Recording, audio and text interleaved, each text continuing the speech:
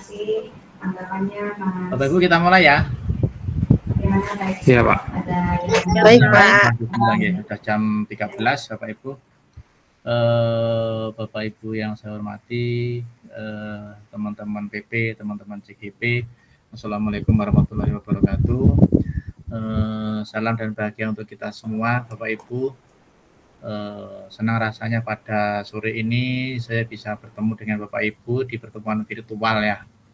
Sepertinya kalau pertemuan suruh ke Jakarta capek ya, atau sebaliknya Bapak Ibu suruh ke Jember juga lumayan capek. Oke lah Bapak Ibu, tetap semangat ya. Pertama-tama marilah kita memanjatkan puji syukur kepada Tuhan Yang Maha Esa.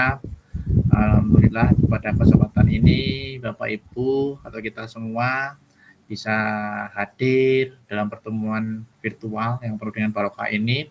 Mudah-mudahan pertemuan ini senantiasa membawa manfaat dan keberkahan untuk kita semua ya Bapak Ibu ya.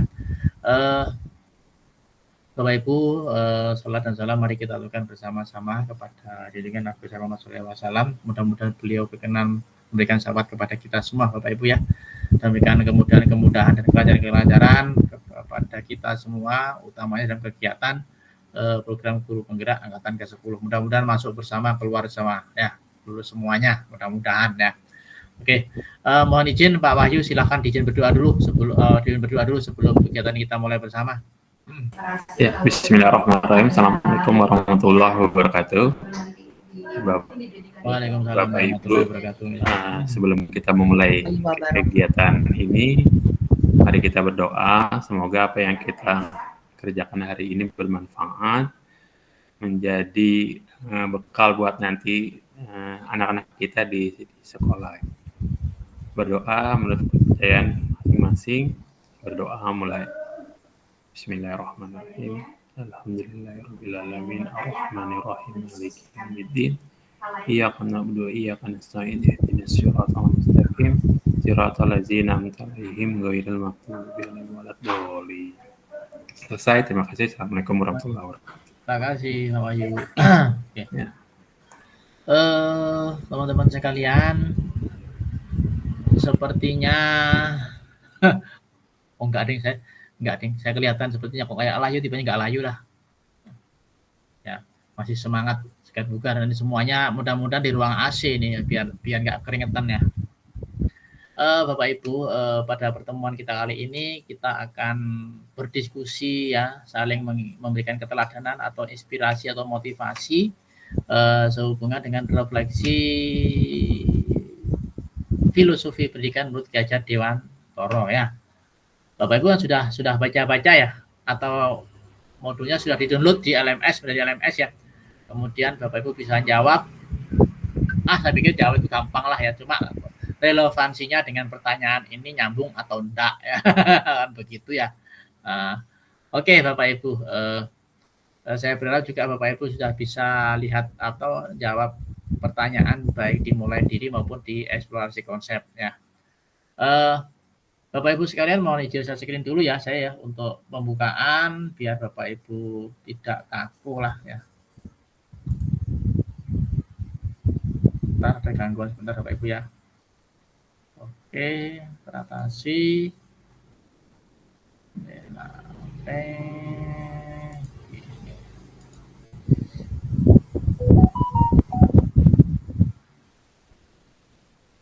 Baik ya, oke.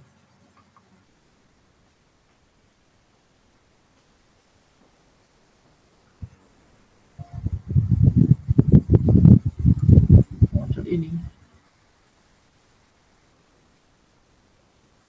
sebentar itu. Oke.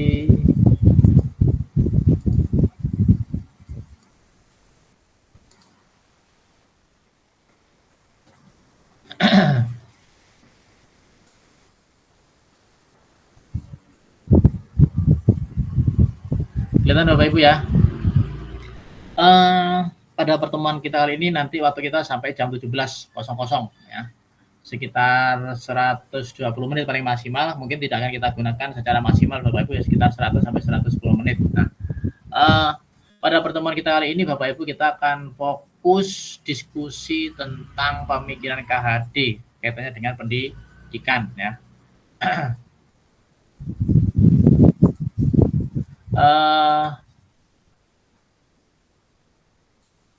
Untuk identitas modul Bapak Ibu saya pikir sudah perlu saya bacakan ya, atau mungkin saya bacakan ya modulnya. Refleksi nomor 1, refleksi filosofi pendidikan Indonesia menurut Ki Hajar Dewantoro. Sesi pembelajaran pada pertemuan kita pada hari inilah forum diskusi refleksi kritis tentang pemikiran KHD di ruang virtual. Waktu 2 jam, fasilitator adalah saya, Waneko Suhermanto SPD MPD. Nah, kompetensi lulusan yang dituju ada 2 Bapak Ibu ya. Ini diminta juga harus melekat pada Bapak Ibu. Salah satunya ini saya bacakan aja ya. Guru penggerak diminta bisa memahami peran dan alasan menjadi pemimpin pembelajaran. Ini yang saya harapkan muncul tumbuh dalam diri Bapak Ibu masing-masing. Ya.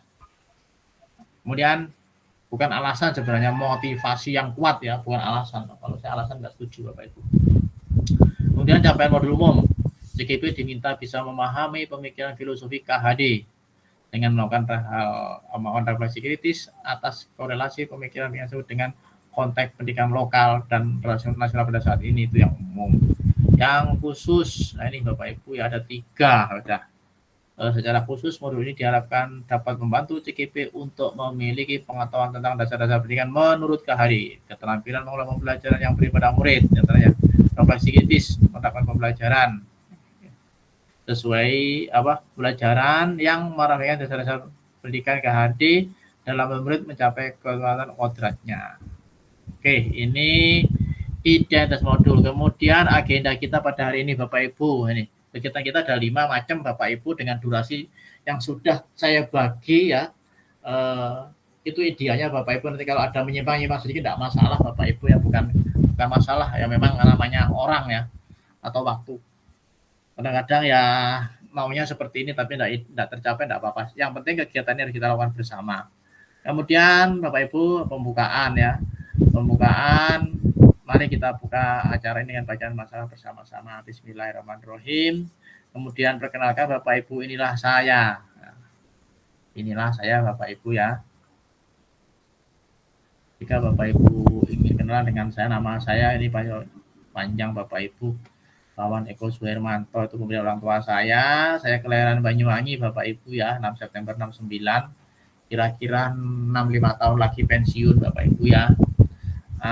Ini rumah saya Jember Perumah 2, Blok K5 Bapak Ibu, Sumbersari, Jember. Kantor saya Bapak Ibu di depan Universitas Jember, Bakorwil 5, kantor Bakorwil 5 Jatim di Jalan Kalimantan 42 Jember, 1 tuliskan di sini ya. Bapak Ibu 2019 saya menjadi pengawas SMK. Kemudian pengalaman saya kaitannya dengan kegiatan guru penggerak Bapak Ibu bisa dilihat seperti itu ya. Artinya saya tidak ujuk-ujuk menjadi fasilitator, semuanya proses. Jadi mulai tahun 2019 saya menjadi pengawas SMK, kemudian mulai tahun 2021 Bapak Ibu saya sudah terlibat menjadi kegiatan fasilitator, menjadi fasilitator CGP mulai angkatan 4, 7, kemudian 10 sekarang. Kemudian fasilitator pemandu CPP angkatan 478 sampai 11 Bapak Ibu ya. Kemudian ini juga fasilitator pemandu CF angkatan 16, kemudian fasilitator untuk CGP rekognisi KSSM KPK instruktur juga ya. Nah, ini nomor HP saya ada 2 Bapak Ibu. Ini email saya, ini FB saya ya.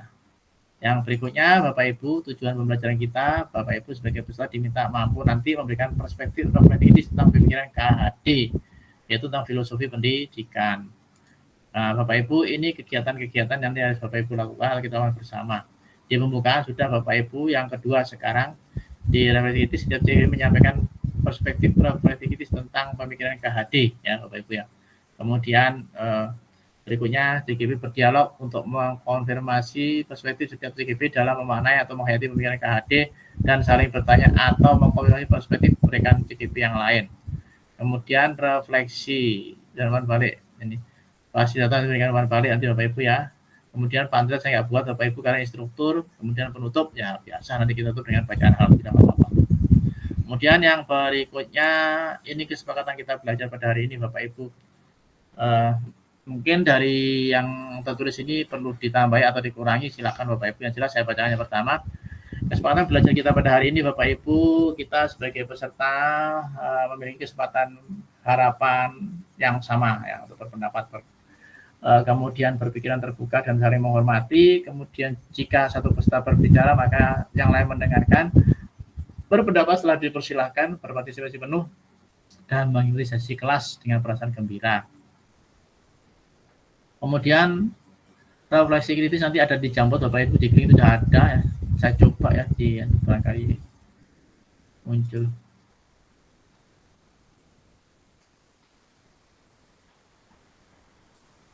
Copy link. Salin alamat link.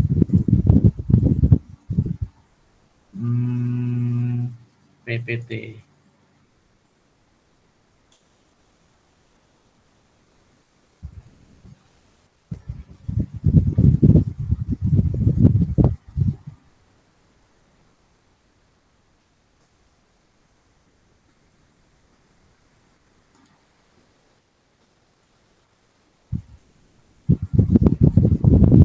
Ini refleksi kita di sini Bapak Ibu ya, pelan-pelan saja. Kemudian, nah mind map-nya seperti ini Bapak Ibu, menurut satu-satu seperti ini. Kemudian besar harapan saya Bapak Ibu dalam kegiatan diskusi ini semuanya aktif, tidak perlu beralasan bahwa saya dalam kondisi seperti ini dan sebagainya Bapak Ibu ya. Saya berharap betul-betul serius mengikuti kegiatan ini dan saya yakin Bapak Ibu semangat dan keberanian akan mampu mendorong dan mengatakan CGP yang lebih produktif. Nah ini Bapak Ibu ya. Oke, Bapak Ibu, sebelum kita berdiskusi bersama ya,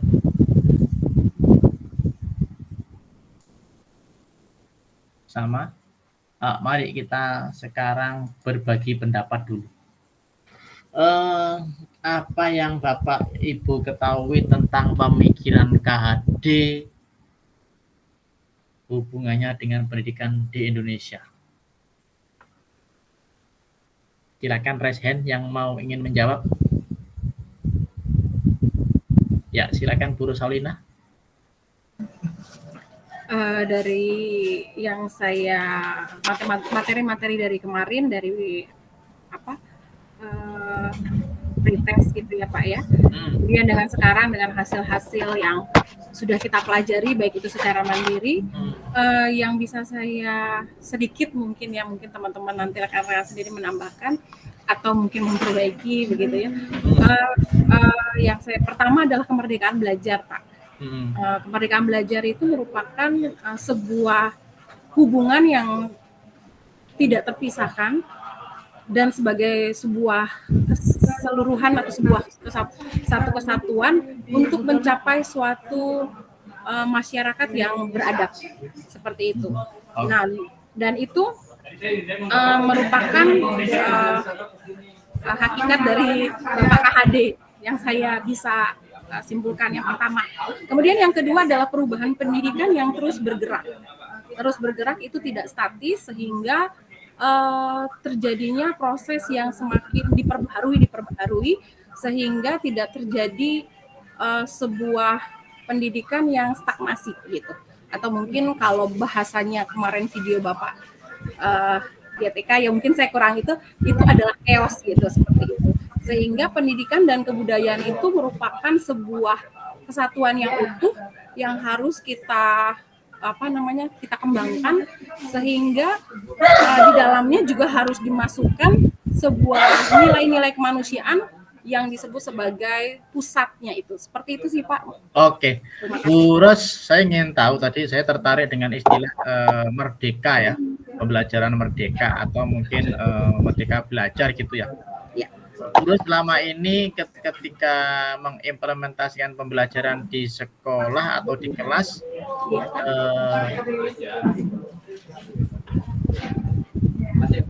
bagaimana mendominasi kegiatan KBM atau membersamai kegiatan KBM, membersamai anak-anak atau mendampingi anak-anak dalam kegiatan KBM?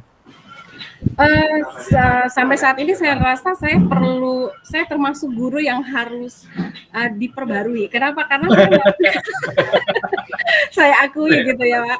Karena saya masih kepada materi, cakupan materi. Padahal ketika saya membaca ini bahwa ternyata ternyata kita harus tahu potensial anak. Karena kemarin kan Bapak KHD dikatakan ya di dalam bacaan dan semuanya bahwa ada 2 kodrat ya. Saya pikirnya kodrat saya saja Pak, jadinya. Jadi saya mungkin perlu banyak belajar gitu ya, mungkin untuk kodrat alam gitu tadi kemarin ya, mungkin juga ada kodrat keadaan yaitu alam dan zaman, dan memang ternyata saya itu belum memfasilitasi dengan optimal sih Pak dalam KBM gitu ya, sehingga saya perlu juga di upgrade kali ya Pak ya. Bu Ros kira-kira capek enggak sekarang? Kenapa Pak? Ketika dalam melaksanakan kegiatan belajar mengajar di kelas itu capek enggak kira-kira? Dengan adanya yang belum baca, sebelum baca atau ikut kegiatan ini capek enggak kira-kira? Tercapai atau capai gitu maksudnya gimana Pak? Capek, lelah gitu ya Pak ya? Iya lelah sih Pak. Lelah ya. Tetapi ya saya pikir kalau lelah itu kan tergantung motivasi kita yang mengajar ya Pak. Kalau saya sih gitu. Kalau ketemu anak-anak jadinya nggak lelah gitu. Tapi kalau ketemu ya tetap manusiawi Pak. Ketemu anak-anak yang ngeselin juga tetap lelah ya Pak ya. Mungkin saya agak terbuka di sini gitu. Tapi nggak apa-apa Bu, kita nanti.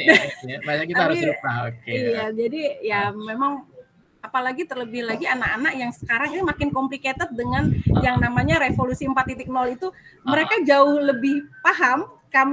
Saya ya, jadi harus perlu lagi dikembangkan, walaupun di sekolah kami sudah ada LMS sih Pak ya, seperti mungkin PMM ini, seperti itu sih Pak. Transformasi kemerdekaan bisa kita wujudkan apabila ada transformasi. Baik. Ada yang berpendapat lain silakan. Apa Bapak Ibu berbagi. Jadi biar bisa menginspirasi yang lainnya. Ya silakan Bu Dini. Ya, terima kasih Pak. Terima kasih teman-teman. Nggak apa-apa ya nih kalau kita ketawa, nggak apa-apa ya, nggak usah tersinggung ya. Nggak boleh tersinggung. Kan sama-sama belajar ya Pak. Ya, oke, sama-sama belajar, sama-sama mengajar, sama-sama guru, sama-sama murid. Iya. Oke, tadi yang sudah disampaikan Bu Rosa, saya hanya menambahkan saja ya Pak ya. Banyak sudah menyinggung bahwa pengajaran berdasarkan pemikiran Kentara adalah bagaimana kita guru memberikan pembimbingan itu berdasarkan kodrat alam dan kodrat zaman murid kita. Nah, di mana mungkin tadi yang Bu Rosa sampaikan dia sempat merasa lelah, mungkin saya juga merasakan siapa ya jujur.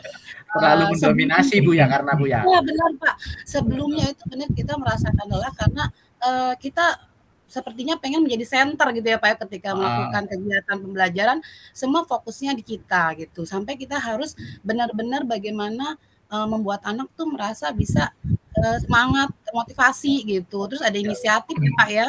Nah, akhirnya seiring perkembangan zaman, nah ini dia yang memang sangat berpengaruh, salah satunya juga perkembangan kurikulum. Terus kemudian saya merasa bersyukur Pak di sekolah saya tempat saya bertugas sudah beberapa teman yang menjadi guru penggerak, sering banget ngobrol, ibaratnya kayak saya sering di coaching ya Pak.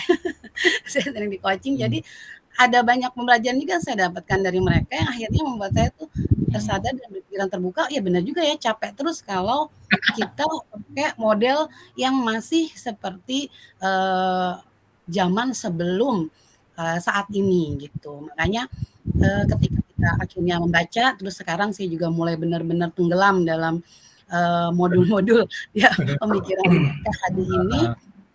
Ada banyak hal juga sih, alhamdulillah Pak, yang udah mulai saya lakukan ya. Misalnya salah satunya sebelum memulai pembelajaran, saya berusaha untuk bisa menanyakan dulu kesiapan, terutama perasaan mereka hari ini, apakah sudah happy untuk istilahnya mulai belajar, udah siap atau belum. Karena kalau dimulai dengan langsung kita, ayo langsung masuk materi, kayaknya anak sekarang ini belum bisa gitu Pak. Ya, saya di-upgrade-nya dengan nanya dulu, gimana kabar kamu hari ini, siapa yang happy hari ini, mungkin itu yang sudah saya lakukan. Kemudian yang kedua, anak sekarang senang banget ice breaking Pak. Tidak ekstrem ya? Iya, jadi mencairkan suasana ya. Kemudian kadang-kadang bahkan karena saya kebetulan kan mengajarnya bimbingan konseling Pak. Jadi saya biasanya ketika masuk ada 2 atau 3 materi yang saya siapkan, kadang saya suruh mereka memilih. Hari ini kita mau bahas apa gitu. Nah, ternyata setelah saya melakukan ini lelahnya agak berkurang sih Pak, alhamdulillah. Iya, betul. Jadi ya sepertinya memang konsep menuntun, kemudian kita membimbing sesuai kebutuhan anak-anak ini memang sangat masuk sekali ya Pak dengan kodratnya anak-anak sekarang gitu, masanya yang tadi kata Bu Rosalia 4.0 ya, yang mereka di mana juga secara teknologi mungkin lebih keren dari kita gitu. Nah, bahkan kadang-kadang kita malah dibantu oleh mereka secara memberikan saran-saran atau bahkan Bu, bagus nih kalau medianya begini, kita senang gitu misalnya. Atau misalnya model pembelajaran yang kadang hanya menggunakan karton, tapi mereka satu kelas bisa aktif. Nah, seperti itu. Jadi berpusatnya pada mereka gitu, Pak. Jadi mereka kayaknya udah nggak pengen lagi banyak mendengar ceramah, tapi lebih banyak sifatnya mereka bertindak, kemudian memberikan saran, berpendapat, dan saling berkomentar. Jadi memang benar sekali pemikiran dari KHD ini bahwa kita menuntun peserta didik ini atas Ingarso Suntulodo ya Pak ya, Mangunkuso dan Dana memang tetap bisa dipakai, tapi kita sebagai guru juga kayaknya harus melek banget nih dengan perkembangan dan pertumbuhan fase anak-anak yang saat ini memang sudah berbeda pada zaman kita sekolah. Jadi memang alhamdulillah sih kalau sama-sama ya Bu Rosa kita rasain lelah. Kalau misalnya memang kita persepsi dia lelah. Tapi ketika ngajak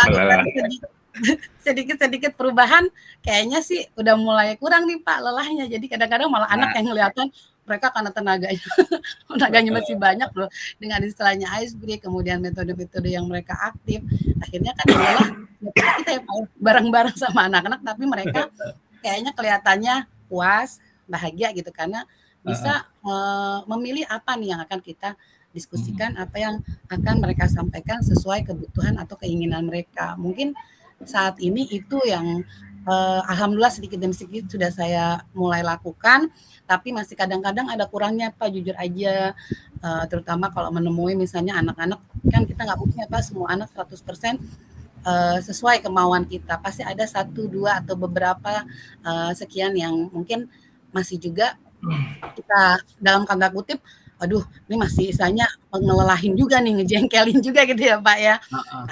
Nah itu yang kadang-kadang tanpa sadar masih Pak terbawa, misalnya kita masih belum bisa pahamin kenapa, konsekuensinya apa kamu melakukan ini, kenapa gitu. Nah ini kadang-kadang kita masih fokusnya ke kemauan diri kita, belum ke keadaan anak yang sesungguhnya. Nah mungkin itu yang masih juga harus saya pelajarin berdasarkan juga pemikiran dari Ki Hajar Dewantara. Mungkin itu Pak pendapat saya. Terima kasih. Oke, makasih Bu Ros, Bu Dini. Tadi dengan baca sedikit aja sekarang sudah kena dia.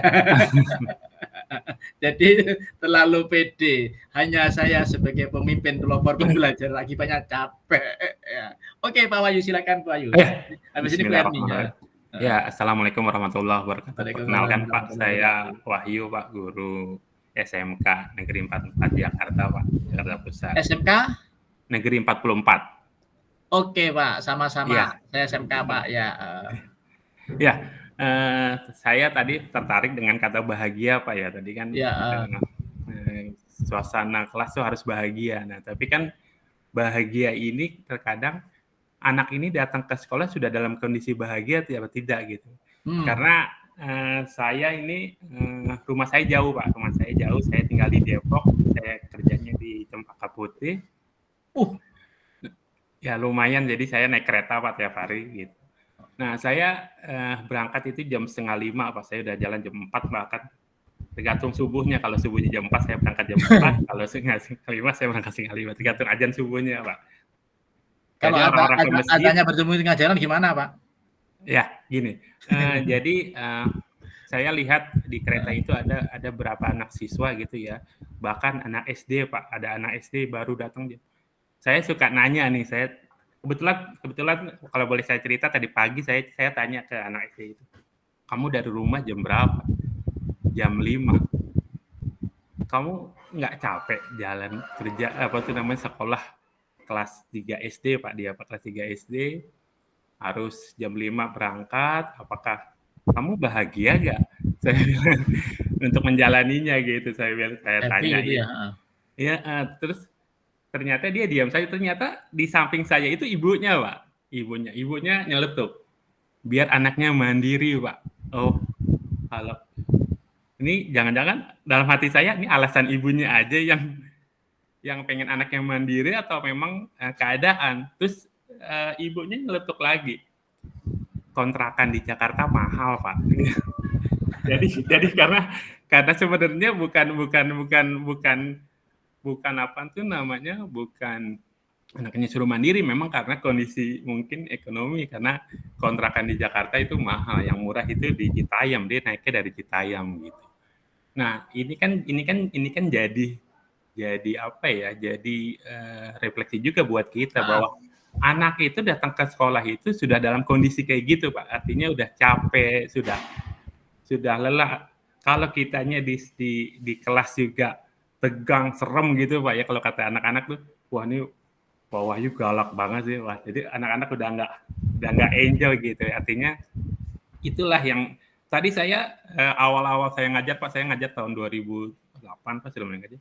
Saya tuh strong Pak, galak gitu sama anak. Tapi lama-lama kesini sudah mulai mengenal anak, ternyata pas sudah tahu latar belakang anak juga saya tanya-tanya, dan semakin kesini saya tahu, oh iya memang ini anak-anak kalau kita terus galakin ya nggak bakal bisa juga. Artinya penyampaian untuk KBM pembelajarannya itu yang nggak nyampe.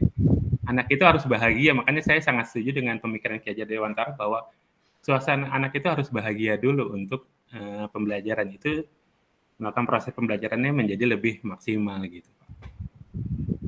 Mungkin itu Pak, terima kasih Pak. Oke, terima kasih. Oke, terima kasih pengalamannya Pak Wahyu ya. Nah, Bu Erni, silakan Bu Erni. Ya, terima kasih. Saya Erni Sulistia dari SMP Negeri 228, tetangganya Pak Wahyu Pak.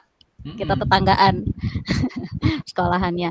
Iya, tadi saya sudah mendengar dari rekan-rekan yang luar biasa, Bu Rosalina, Pak Wahyu, Bu Dini, mengenai peserta didiknya ya Pak ya. Nah menurut saya pemikiran Ki Hajar Dewantara itu juga mengena sekali untuk pendidiknya, yaitu kita-kita nih gurunya. Kalau tadi siswa itu harus dibuat bahagia dulu untuk bisa menerima materi pembelajaran. Nah kita sebagai gurunya menurut Ki Hajar Dewantara juga harus senang, harus bahagia juga, karena apa yang akan kita sampaikan ke anak kalau kitanya gurunya nggak bahagia, itu akan terikat batinnya sama murid gitu di dalam kelas gitu loh Pak. Kalau menurut saya, jadi pemikirannya Ki Hajar Dewantara ini juga harus mengena kepada diri kita sebagai pendidik yang juga bahagia dalam menjalankan aktivitas mengajarnya, mendidiknya, sehingga apa yang kita sampaikan ke peserta didik kita itu akan terasa ke hati gitu, dari hati ke hati. Jadi karena memang permasalahan hidup pasti banyak ya Pak ya, dan itu kita harus kesampingkan terlebih dahulu ketika kita sudah masuk ke dalam kelas dan memberikan pembelajaran untuk siswa. Jadi bahagia, kemudian senang itu juga harus dari gurunya dan akan kena ke peserta didiknya. Seperti itu Pak. Terima kasih dari saya. Terima kasih teman-teman sekalian. Teman-teman sekalian, mohon dibuang jauh-jauh setiap panjenengan berhadapan dengan siapapun. Jika ada sesuatu jangan sampai mengatakan masalahnya. Ini bikin stres semua. Ya. Jadi bikin stres semua Bapak Ibu ya. Bapak Ibu, itu terserah saja kalau kita sudah sering mengatakan seperti itu pasti di sekolah itu ada konflik. Pasti sudah wes. Baik itu konflik internal, eksternal, horizontal, vertikal, pasti ada itu sudah. Ya Bu Yayan, silakan Bu Yayan. Ya. Baik, Assalamualaikum warahmatullahi wabarakatuh. Perkenalkan, nama saya Yayan Afilia, saya dari SDN Harapan Mulia 01, Kemayoran, Jakarta Pusat. Baik, Bapak sedikit bercerita Bapak tentang pengalaman saya. Kalau tadi teman-teman tentang apa ya? Saya tentang pemberian tugas Bapak. Jadi selama ini pemberian tugas kepada anak saya itu memaksakan mereka itu harus bisa, harus tuntas begitu Bapak. Kemudian apalagi ditambah dengan kurikulum yang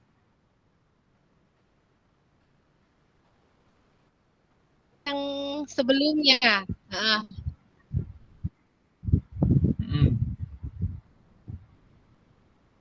Anak harus bisa ini, harus bisa itu, begitu kan Bapak. Setelah saya belajar tentang Ki Hajar Dewantoro, pemikiran beliau, ternyata saya salah Bapak. Anak itu ojo dibanding-bandingke Bapak. Ya, terdengar putus-putus, tidak apa-apa, masih terdengar. Ternyata juga lelah. Jadi anak jangan dibanding-bandingkan, mereka ternyata punya potensi masing-masing begitu Bapak. Jadi saya salah dengan pemikiran tersebut begitu Pak. Dan sepertinya pemikiran Ki Hajar Dewantoro itu memang luar biasa Pak. Pada zaman dulu itu kan masih rakyat itu masih terbelakang, pemahamannya juga, tapi beliau sudah jauh ke depan pemikirannya. Saya yang saat ini saja ketinggalan Bapak. Begitu Pak. Terima kasih. Oke, lanjut ya, saya lanjutkan ya. Dari mana Bu? Tadi Bu sudah lupa juga, hilang sudah ya. Oke. Masalah tadi Bu ya. Saya mau masalah. Nah, itu tolong dibuang jauh-jauh Bu. Itu terus terang saja. Menurut analisa saya, pengamatan saya, kata-kata itu memang pemicu sekolah tidak akan berkembang ya. Apalagi juga anak-anak ya. Jangan sampai itu terucap ya. Gantilah dengan tantangan Bapak Ibu. Jadi kita nanti dalam hal itu akan mempunyai, kita tidak akan sendiri bagaimana cara menghadapi tantangan ini, mengatasi tantangan ini. Kita akan bisa berkolaborasi tidak hanya dengan guru tapi bisa dengan murid. Karena dalam kegiatan proses pembelajaran itu kita tidak bisa mendominasi, tapi kita harus berkolaborasi, kan begitu ya. Nah, selama ini kekeliruan kita itu kita terlalu pede, terlalu percaya kita itu sebagai pemimpin yang paling hebat dalam proses pembelajaran, padahal murid itu juga bisa kita dorong untuk tampil sebagai pemimpin pembelajaran. Anak-anak mempunyai potensi, mempunyai bakat-bakat yang luar biasa di mana kita tidak tahu. Tugas kita di situ kita hanya membersamai kok. Dalam konteks tertentu, apabila guru menyampaikan materi, pasti ada yang bisa anak menerima, ada anak yang tidak bisa menerima. Karena gaya belajar mereka berbeda. Belum tentu anak yang tidak bisa menerima ini kita bisa ngajari sesuai dengan kebutuhan mereka. Karena apa? Iya Pak Wahyu, lanjut. Ayo lanjut wes ya. Silakan Pak Wahyu. Masih unmute. Masih mic-nya belum dihidupkan. Oke Pak. Iya Pak. Memang ada, saya kan termasuk guru produktif Pak. Jadi ya, sama. Guru. Jadi memang yang paling mudah itu sekarang itu adalah menerapkan tutor sebaya Pak. Dengan tutor sebaya itu memang ada berapa murid itu kan grade-nya kan memang beda-beda. Ada yang kita sampaikan sekali langsung paham. Bahkan kita belum sampaikan dia sudah bereksplor sendiri ya, sudah ini sendiri. Ada juga yang kita sampai berkali-kali nggak paham. Nah, kita harus bisa lihat ini gitu loh. Ternyata ini mungkin mereka nggak nyaman dengan kita. Ternyata dia nyamannya sama temennya, Pak. Nyamannya sama temennya. Jadi saya terapkan itu di sekolah saya. Saya bikin tutor sebaya. Jadi mereka yang nggak paham suruh yang paham mengajarkan temennya. Dan saya sampaikan di situ bahwa kalian yang sudah bisa jangan sekali-kali ngebully. Kadang-kadang kan anak-anak tuh suka bukan ngebully sih sebetulnya bahasanya, ngata-ngatain gitulah. Kadang-kadang kan anak-anak suka. Kalau Jawa gojloki Pak.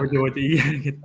Jadi itulah yang biasanya saya sampaikan bahwa jangan sampai teman kamu tersinggung dengan kamu gitu. Yang kalau bercanda ya bercanda yang seininya saja gitu.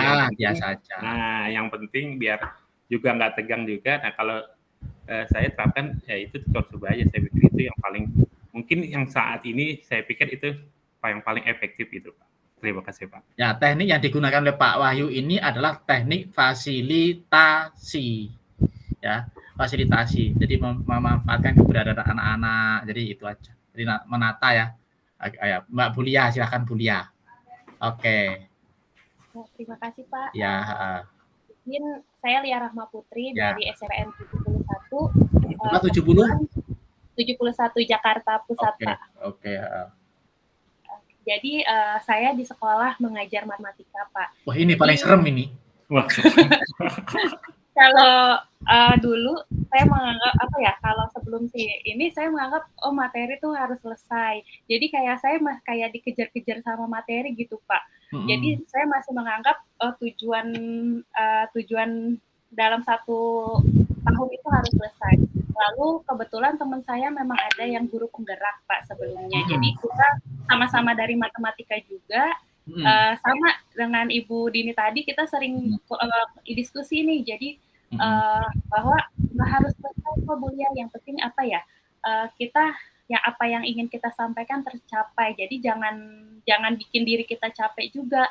Jadi setelah diskusi dengan teman, akhirnya saya mulai ngasih berupa tugas, Pak, dan ternyata saya hanya memberikan coba kalian berkelompok buat tugas seperti ini, terserah mau bikinnya dalam bentuk apapun. Lalu kumpulannya malah ternyata anak-anak bisa gitu, Pak. Yang saya awalnya cuma berharap mereka mengumpulkan dalam bentuk gambar, ternyata ada yang membuat dalam bentuk video, dan itu kadang-kadang itu sebagai pembelajar juga gitu, Pak. Jadi benar-benar apa yang saya pikirkan, ternyata anak-anak bisa melampaui apa yang saya pikirkan. Itu sih, Pak. Terima kasih. Nah, itu loh ya. Berarti kan gini Bu Lia ya, di kelas mungkin Bu Lia sudah tidak menerapkan anak duduk bangku di belakang sama di depan ya? Paling hanya untuk beberapa siswa yang tidak khusus aja sih, Pak, yang wajib di depan. Tapi kalau selebihnya mereka boleh diskusi, nggak terlalu ini sih, Pak. Maksudnya begini, biasanya anak yang di depan itu anak yang siap, anak yang di belakang anak yang tidak siap. Maka sekarang bagaimana cara ngaturnya ya? Tidak ada istilahnya duduk di belakang atau di model U, kan bisa Bu Lia. Nah, di tempat duduk di model U bisa ya. Jangan hanya semuanya menghadap papan tulis. Ya. Biasanya berkelompok gitu, Jadi berkelompok. Anak-anak lebih senang duduk bersama kelompoknya gitu, Pak.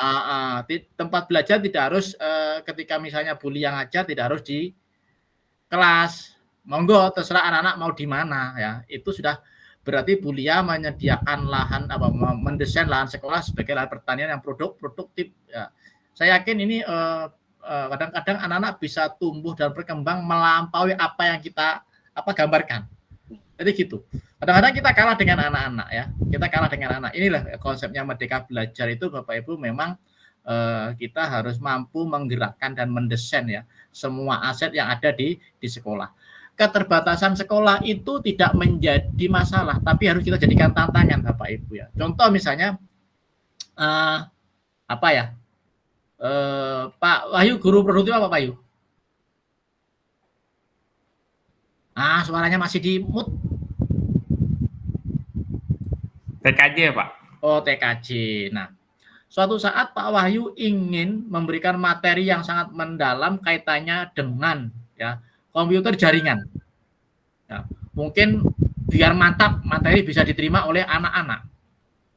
Nah, Pak Wahyu bisa mengajak anak-anak ini berkunjung di tempat misalnya Telkom ya, Pak Wahyu ya. Nah, itu seperti itu. Jadi jangan hanya Bapak Ibu jangan mengandai-andai bahwa sekolah ini tempat yang luar biasa. Ya, tapi bisa juga bekerja sama dengan yang lain sebagaimana media atau sarana belajar apalagi anak-anak. Makanya Bapak Ibu dalam hal ini apa sih makna kata menuntun itu sesungguhnya ya juga ngomong ya juga ngemong. Tahu ngomong ya? Jadi kita itu mendampingi, membersamai juga mendampingi. Tidak mungkin anak-anak itu kita lepas dengan kita. Kita punya anak kecil di rumah.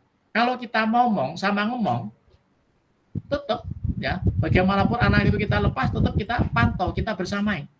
Tidak mungkin kita biarkan tahu-tahu jatuh, tidak mungkin. Tetap kita bersamai, Bapak, agar mereka itu bisa bahagia dan selamat, atau dibalik selamat dan bahagia. Oleh karena Bapak Ibu dalam konteks-konteks seperti ini, maka peran guru sekarang harus dirubah. Ya. Sesungguhnya konsepnya Ki Hajar Dewantoro itu sudah luar biasa Bapak Ibu. Setelah saya amati, proses pembelajaran itu akan berjalan dengan baik apabila yang namanya guru itu bisa memberikan keteladanan kepada anak-anak. Bisa memberikan inspirasi kepada anak-anak. Bisa memberikan motivasi kepada anak-anak. 3 ini Bapak Ibu. Ternyata ini juga diterapkan di luar negeri Bapak Ibu. Ya. Kita lihat pendidikan yang berhasil itu Bapak Ibu. Ada keteladanan, ada inspirasi, ada motivasi. Nah, di sini anak itu bisa merdeka Bapak Ibu. Nah, di sini anak bisa merdeka. Ya. Nah, Bapak Ibu, sekarang sebagai guru kita harus memposisikan diri selalu bagian dari solusi daripada bagian dari masalah. Jadi jangan anak di sekolah ditambah stres. Ditambah stres ya. Harus kita buat anak-anak itu bahagia. Ketika ada masalah kita dekati. Ya. Dengan apa? Ya, suatu saat kita bisa mengeksplor coaching ya, kemudian mengimplementasikan coaching ketika ada anak bermasalah. Seperti tadi yang Pak Wahyu hadapi ya. Itu bincang. Sesungguhnya anak itu ada masalah, dia punya cara mengatasi masalah, ya, ya. Dia punya masalah, dia juga cara mengatasi masalah, karena dia punya tujuan. Nah, cara-cara ini Bapak Ibu terus terang saja akan dipakai oleh anak-anak untuk mencapai tujuan yang bervariasi. Kadang-kadang anak itu masalahnya begini, tujuannya begini, caranya digunakan untuk menyampaikan masalah berbeda. Sehingga kadang-kadang anak-anak kelihatan di sekolah itu murung atau mungkin mengasingkan diri dan sebagainya, atau mungkin komunikasinya tidak begitu ceria lah dengan guru atau dengan yang lainnya. Nah, Bapak Ibu sekarang tantangan kita bersama bagaimana caranya sekolah ini bisa betul-betul menjadi rumah yang betul-betul didambakan oleh anak-anak atau guru yang bisa mengantarkan anak-anak ini tumbuh dan berkembang sesuai dengan potensinya, sesuai dengan kodratnya, baik kodrat zaman maupun kodrat alam. Ya, jangan sampai Bapak Ibu guru sekarang memaksakan diri mendominasi ya dalam kegiatan proses belajar mengajar. Tadi Pak Wahyu atau mungkin siapa tadi? Pak Wahyu ya, atau mungkin Bu Lia tadi ya, yang tutor sebaya tadi ya. Di antara seperti itu sebenarnya Bapak Ibu sudah mulai menerapkan mengembangkan kepemimpinan pembelajaran di mana sesungguhnya untuk berkembang ini tidak saya mendominasi tapi berkembang bersama-sama. Ya, walaupun nanti ke depannya Bapak Ibu kita tidak tahu nasib anak, tapi minimal dalam kegiatan proses pendidikan itu di sekolah anak selamat dan bahagia. Dan saya ingin Bapak Ibu ini menjadi idola anak-anak, bukan yang ditakuti oleh anak-anak. Misalnya Pak Faiz lewat sudah lari. Ada Pak Faiz sembunyi. Nah ini ya. Monggo Pak Faiz. Lanjut Pak Faiz silakan ya. Ya, terima kasih Pak Wawan sebelumnya. Sama-sama. Ya, perkenalkan saya Muhammad Faiz. Saya mengajar di SD Cempaka Baru 12 sebagai guru olahraga. Nah ini Pak Faiz ya. Lanjut Pak Faiz. Saya mendengarkannya cuma saya nggak ingat semua karena junior ya bisa dibilang daripada yang lain. Saya bukan cuma sekedar sharing aja. Tadi Pak Wawan ngebahas tentang masalah ya Pak. Sebenarnya yang tadi Bu Dini, Bu Rosalina atau Bu Erni atau dan teman-teman lainnya, saya mendengarkan masalah capek gitu, terus apalagi menghadapi murid di sekolah gitu. Saya cuma ingin mengingatkan kita di sini sama profesinya sebagai guru ya, sebagai pendidik atau mendidik. semua manusia atau semua profesi itu pasti punya masalah banyak ya Pak, setiap apalagi individu.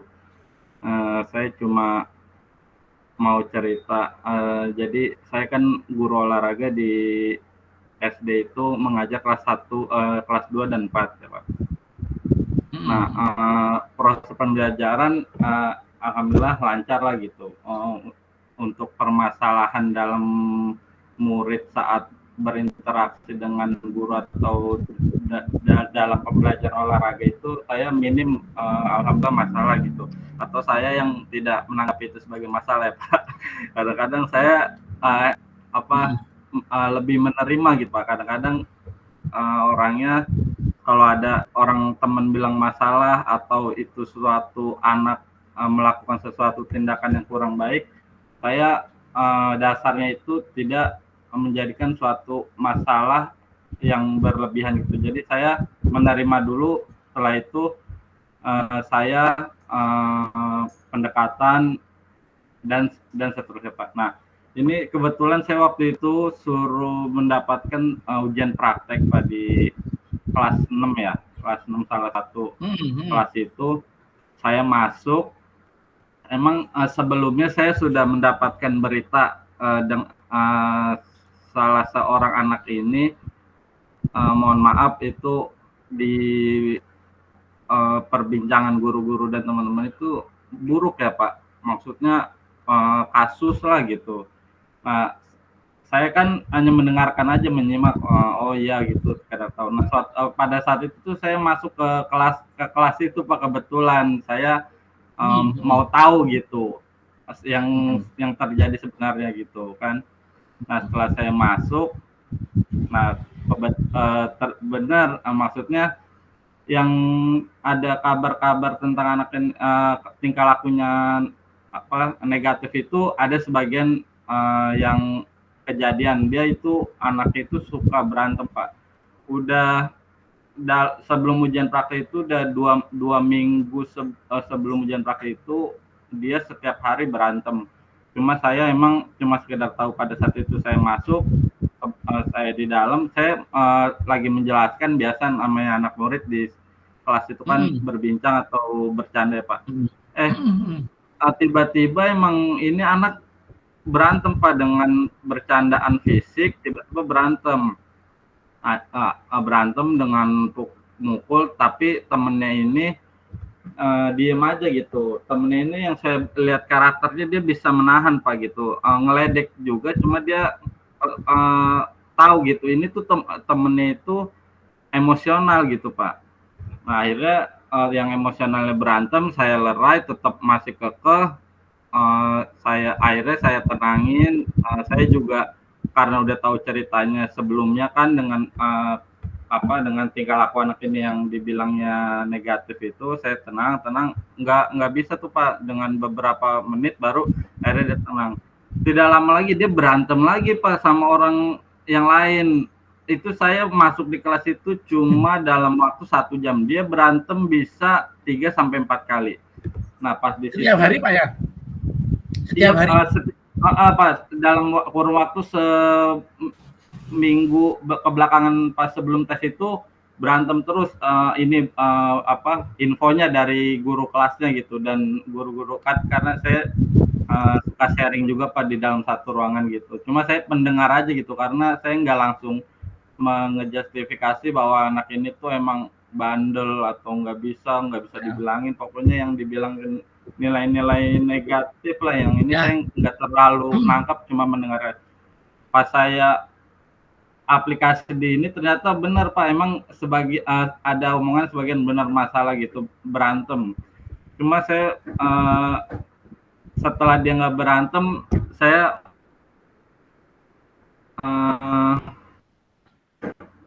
Pak Faiz bisa tidak mudah gitu. Pak Faiz bisa ya. Pak Faiz bisa off kamera kalau gangguan sinyal. Bisa off kamera. Oh ya. Kalau sinyalnya udah. Ya, oke. Ya. Lanjut ya. Sudah Pak Wan. Siap, lanjut. Ya. Saat perkelahian itu tidak berlangsung, saya merenung sedikit, berpikir apa yang anak ini butuhkan gitu Pak. Karena saya setelah itu saya bilang juga ke satu kelas, Nizam, namanya Nizam, kamu nanti kalau di rumah bilang ke orang tua kamu ikut privat ya, bela diri. Insya Allah kamu di umur 20 tahun itu kamu bisa menjadi juara gitu. Karena emang bener-bener itu anak tenaganya sama emosionalnya itu tuh ini apa kuat gitu loh. Hampir dari kepala sekolah, guru kurikulum, dan hampir sebagian yang ingin ikut serta tahu itu si Nizam itu bagaimana itu ya feedbacknya itu udah geleng-geleng kepala aja Pak gitu. Makanya saya bisa berbicara seperti itu untuk mengajukan ke Nizam untuk ikut bela diri itu karena saya baca biografinya petinju ya Pak, siapa Muhammad Ali dan Mike Tyson itu, dia umur kecil itu emang emosionalnya itu sangat tinggi dan akhirnya diikutin salah satu klub bela diri dan ya yang kita kenal Mike Tyson itu juara dunia. Cuma itu yang bisa saya sampaikan karena untuk kita saat menghadapi murid yang bermasalah itu beragam ya Pak. Kalau mungkin saya pribadi kalau untuk masalah mohon maaf sebelumnya bukan saya menyampingkan atau mengecilkan kayak penugasan atau dia tidak masuk itu menurut saya masih saya wajarin untuk pribadi saya, tapi kita sebagai pendidik atau mendidik anak itu sebelum kita menjadi profesi guru itu kita balik lagi ke dasar niat kita itu sebagai pendidik, sebagai guru itu kita mau seperti apa dan mau bagaimana, karena yang namanya guru itu sangat luar biasa ya Pak, karena saya juga ngajar itu baru 5 tahun ya Pak, 5 tahun, dan saya terjun di dunia pendidikan, dunia kerja itu seperti apa, beda cara menangani orang dan benda mati ya Pak gitu. Jadi kita benar-benar yang tadi teman-teman sampaikan capek atau masalah lainnya ya, saya cuma mengingatkan coba kita lapangkan hati kita aja untuk bisa menerima masalah, karena hidup itu sampai mati pun tidak terlepas dengan masalah gitu. Ya itu aja Pak Wan yang bisa saya sampaikan. Terima kasih. Oke, terima kasih Pak Faiz ya. Pak Faiz sebenarnya sudah mengimplementasikan apa yang saya sampaikan. Jadi mengelola jadi masalah jadi tantangan itu kita kelola sebagai sebuah aset Bapak Ibu ya. Pasti akan menghasilkan sebuah unggulan. Tapi kalau misalnya dari teman-teman Pak Faiz tadi hanya berkutat seperti itu masalah-masalah, kan tidak terselesaikan Pak Faiz. Pak Faiz bisa di on kamera. Kamera bisa di on kan. Halo. Nah, Pak Faiz ini luar biasa untuk panjenengan. Pak Faiz tadi sudah memanage masalah menjadi tantangan.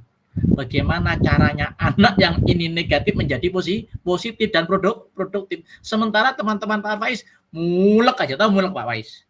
Hanya ngomongin aja, tidak ada solusinya. Nah, ini loh Pak Faiz yang lo hebatnya di guru penggerak. Jadi mengelola, tidak ada ceritanya negatif, semuanya positif. Nah, ya, kalau dikelola sebagai tantangan, maka pikirannya kan produktif Pak Faiz. Tapi kalau itu masalah, gimana Pak Faiz tadi? Sama teman-temannya, tidak ada solusi. Jadi teman-teman, saya berharap teman-teman sudah mindsetnya sekarang harus kita ubah. Masalah kita kelola menjadi tantangan. Pasti Bapak Ibu akan berpikir bagaimana caranya ini bisa berubah untuk menjadi sebuah solusi dan lebih baik. Begitu Pak Faiz ya? Bisa diterima? Deal ya? Nah, nanti termasuk begini Pak Faiz. Pak Faiz misalnya ngajarkan renang, mau materi renang. Di sekolah kan nggak ada kolam renang Pak Faiz. Jangan dianggap masalah, tidak akan bisa praktek renang anak-anak. Tidak bisa dipaksakan, kita belikan atau kita buatkan kamar mandi barengan di kamar mandi. Terwakili itu kan tidak mungkin. Itu harus kita berpikir bagaimana cara anak-anak ini bisa renang, maka mungkin suatu saat kita kumpulkan orang tua, Bapak Ibu, saya ingin menyampaikan materi renang atau praktek renang. Tapi sekolah nggak punya kolam renang. Bagaimana baiknya? Pak, praktek di kolam renang aja Pak. Nah, biayanya bukan dari sekolah, tapi dari saya hanya mendampingi. Kira-kira seperti itu, tapi kalau kita paksakan tidak representatif, ya jadinya kan lucu Pak. Atau mungkin dipaksakan, karena sekolah tidak punya kolam renang, sekolah dekat sungai, besok kita praktek renang di sungai. Apa nggak berbahaya? Atau dekat laut, praktek renang di laut, apa nggak berbahaya? Nah, seperti itu Bapak Ibu ya. Nah, terima kasih Pak Faiz. Sebenarnya Pak Faiz mau menolak, tapi sudah mengimplementasikan apa yang saya sampaikan. Nah itu ya. Oke, sekarang Bu siapa ya gantian? Bu Dwi Rahmawati dulu ya. Silakan Bu Dwi. Baik, terima kasih Pak Wawan atas kesempatannya. Baik, Bapak Ibu-Ibu, dari diskusi tadi saya makin bersyukur nih Pak, karena udah diizinkan bisa gabung di dalam grup penggerak ini. Saya kira bersyukur habis ini buka puasa. Belum Pak, belum waktunya. Masih jauh. Masih jauh Pak, benar. Lanjut, monggo. Jujur saya tuh dulu tidak ada cita-cita jadi guru Pak. Gitu, karena saya kuliah di pendidikan akuntansi, tapi tidak berminat jadi guru. Kenapa? Karena yang saya lihat dari guru itu adalah sosok yang ditiru ya Pak ya. Ditiru ketika melakukan kesalahan. Iya betul, digubur dan ditiru. Ketika melakukan kebaikan diikutin anaknya. Ketika guru melakukan ada yang salah, anaknya bisa melihat dan mungkin bisa mengikutinya gitu. Tapi seiring dengan berjalannya waktu, ternyata menjadi guru itu menyenangkan gitu. Menyenangkan. Ketemu sama banyak orang Pak. Kalau dulu saya di kantor tuh di sekolah sebagai keuangan, ketemunya laptop, kwitansi, uang gitu, benda mati gitu. Tapi ketika di sekolah, iya betul, pulangnya malam, terus berangkatnya pagi gitu kan, sosialisasinya kurang. Tapi ketika memutuskan jadi guru, Bismillah, ternyata anak-anak menyenangkan banget gitu. Saya di sekolah dari SD Al Mubarak Pak, di daerah Rawasari Pramuka. Saya guru kelas 1 Pak. Guru kelas 1. Saya tertarik dengan tutor teman sebaya tadi Pak. Di setiap kelas kan pasti aja ada anak yang pemahamannya agak kurang ya Pak, agak lama ya Pak ya. Nah, saya pernah menerapkan sistem tutor sebaya. Jadi minta tolong teman yang lain untuk memberikan pendampingan sama anak ini. Ternyata apa yang disampaikan temannya bilang, Bu Dwi dia nggak ngerti-ngerti katanya gitu. Jadi memang anaknya agak tertutup, lebih suka banyak main, kinestetik gitu. Tapi dari situ saya jadi ambil kesimpulan, dia nggak bisa di tempat yang ramai, dia harus sendiri, harus dengan cara bermain, menggambar, pakai pensil, pakai penghapus gitu, diajak cerita dulu muter-muter gitu. Dan alhamdulillah bisa Pak. Tahun ini tahun kelima saya jadi guru kelas 1 Pak. Kelas 1 adalah peralihan dari siswa TK ya Pak ya, dari PAUD ke sekolah dasar.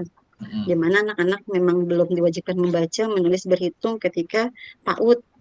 Tapi ketika kelas 1, apalagi kurikulum yang sebelumnya tuh Pak, banyak banget kan, tulisannya kecil-kecil bukunya, materinya banyak, jadinya, ini belum selesai, yang ini belum paham, jadi tantangan gitu Pak. Tapi satu sisi gimana, tapi harus selesaiin target-targetan gitu. Tapi sekarang lebih menyenangkan, lebih santai, anak-anak lebih ceria karena dengan pembelajaran yang tadi seperti yang Ibu lihat tuh dibikin kelompok ya Pak, kursi kalau di kelas saya tuh dikelompokkan satu kelompok punya 8, terus sambil bermain, sambil media pembelajaran dengan pakai nyanyi-nyanyi, itu jauh lebih menyenangkan.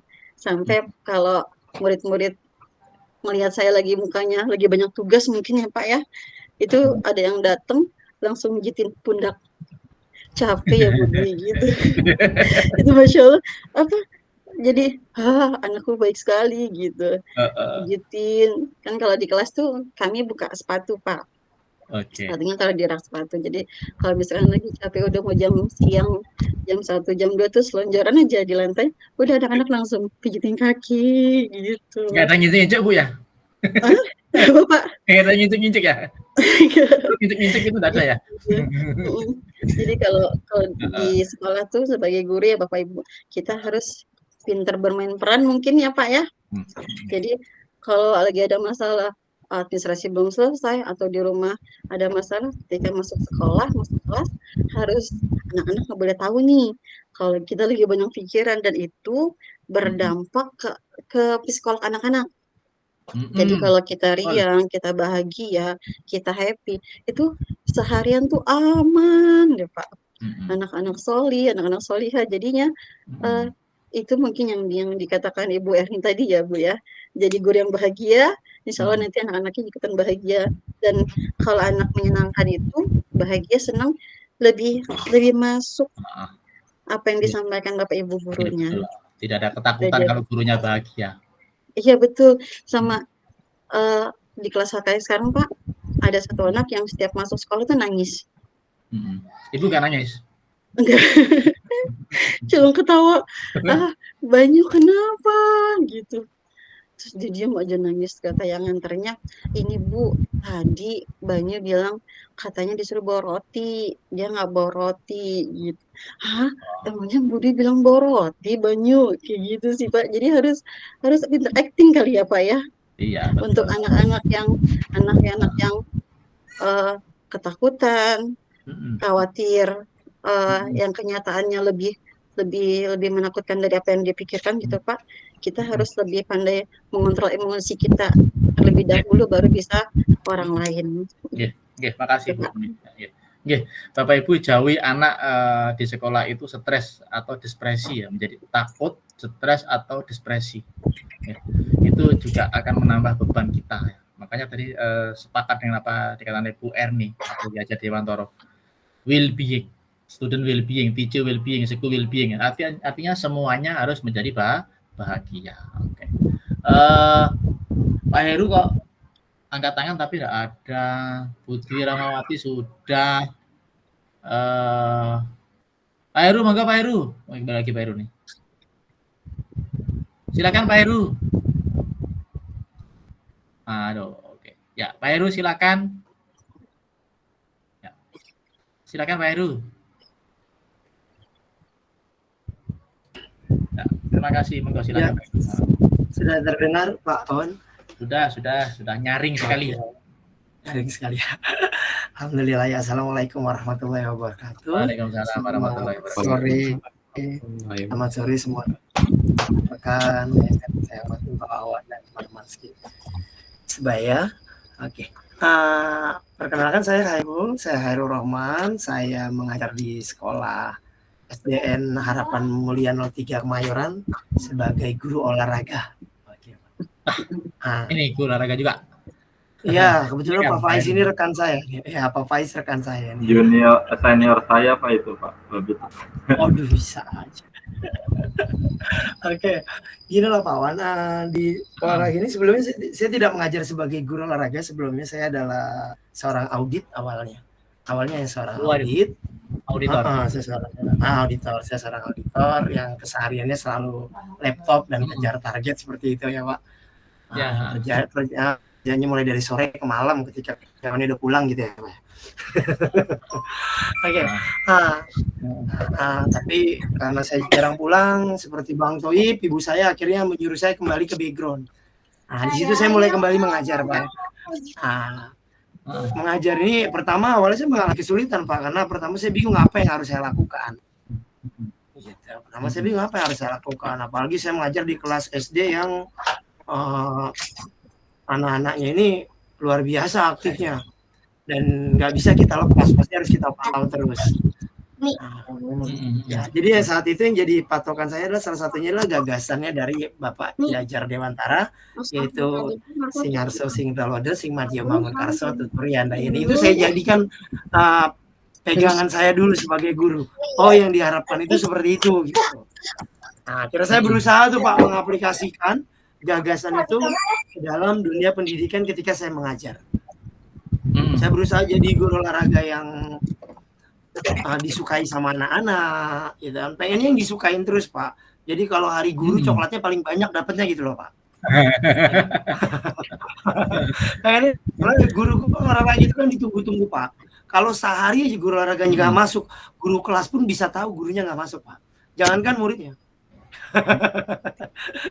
Pasti tahu. Betul. Karena seminggu sekali Cari-cari. Pak, ketemunya seminggu dicari-cari Pak. Nah, dilemanya ini kan kalau di SD Pak, sedikitnya minimnya tenaga pengajar laki-laki Pak. Hampir mayoritas perempuan Pak. Akhirnya kan guru olahraga ini jadi multi Pak. Ya, multitasking, multi SOP, multi segala-galanya Pak. Kadang jadi guru, kadang jadi kuli angkut, macam-macam Pak. Ya kan? Kita tahu di SD carakannya itu pembersih udah tua-tua, kadang nggak tega Pak kalau suruh naik lantai 1, lantai 5 bolak-balik Pak. Saya 5 lantai soalnya Pak. Ya, napaknya ya. Jadi itu iya luar biasa. Karena saya berusaha untuk jadi guru yang ceria, tapi kadang yang sering terjadi yaitu juga Pak, misalnya ada masalah di sekolah, akhirnya dijadikan tameng juga sama guru-guru yang lain. Kalau kamu nggak jujur nanti saya kasih ke Pak Hairul. Jadi backingan Pak, seperti itu. Ya kan, jadi kadang harus jadi baik, ramah, jadi hakim bau gitu Pak ya, kadang jadi hakim bau, macam-macam Pak. Jadi kalau anak-anak sudah jadi guru penggerak duluan berarti ya, sering bergerak. Iya Pak, itu terjadi bergerak terus Pak. Kadang kalau gurunya udah mentok, Pak ini susah, udah kasih Pak Hairul gitu loh Pak.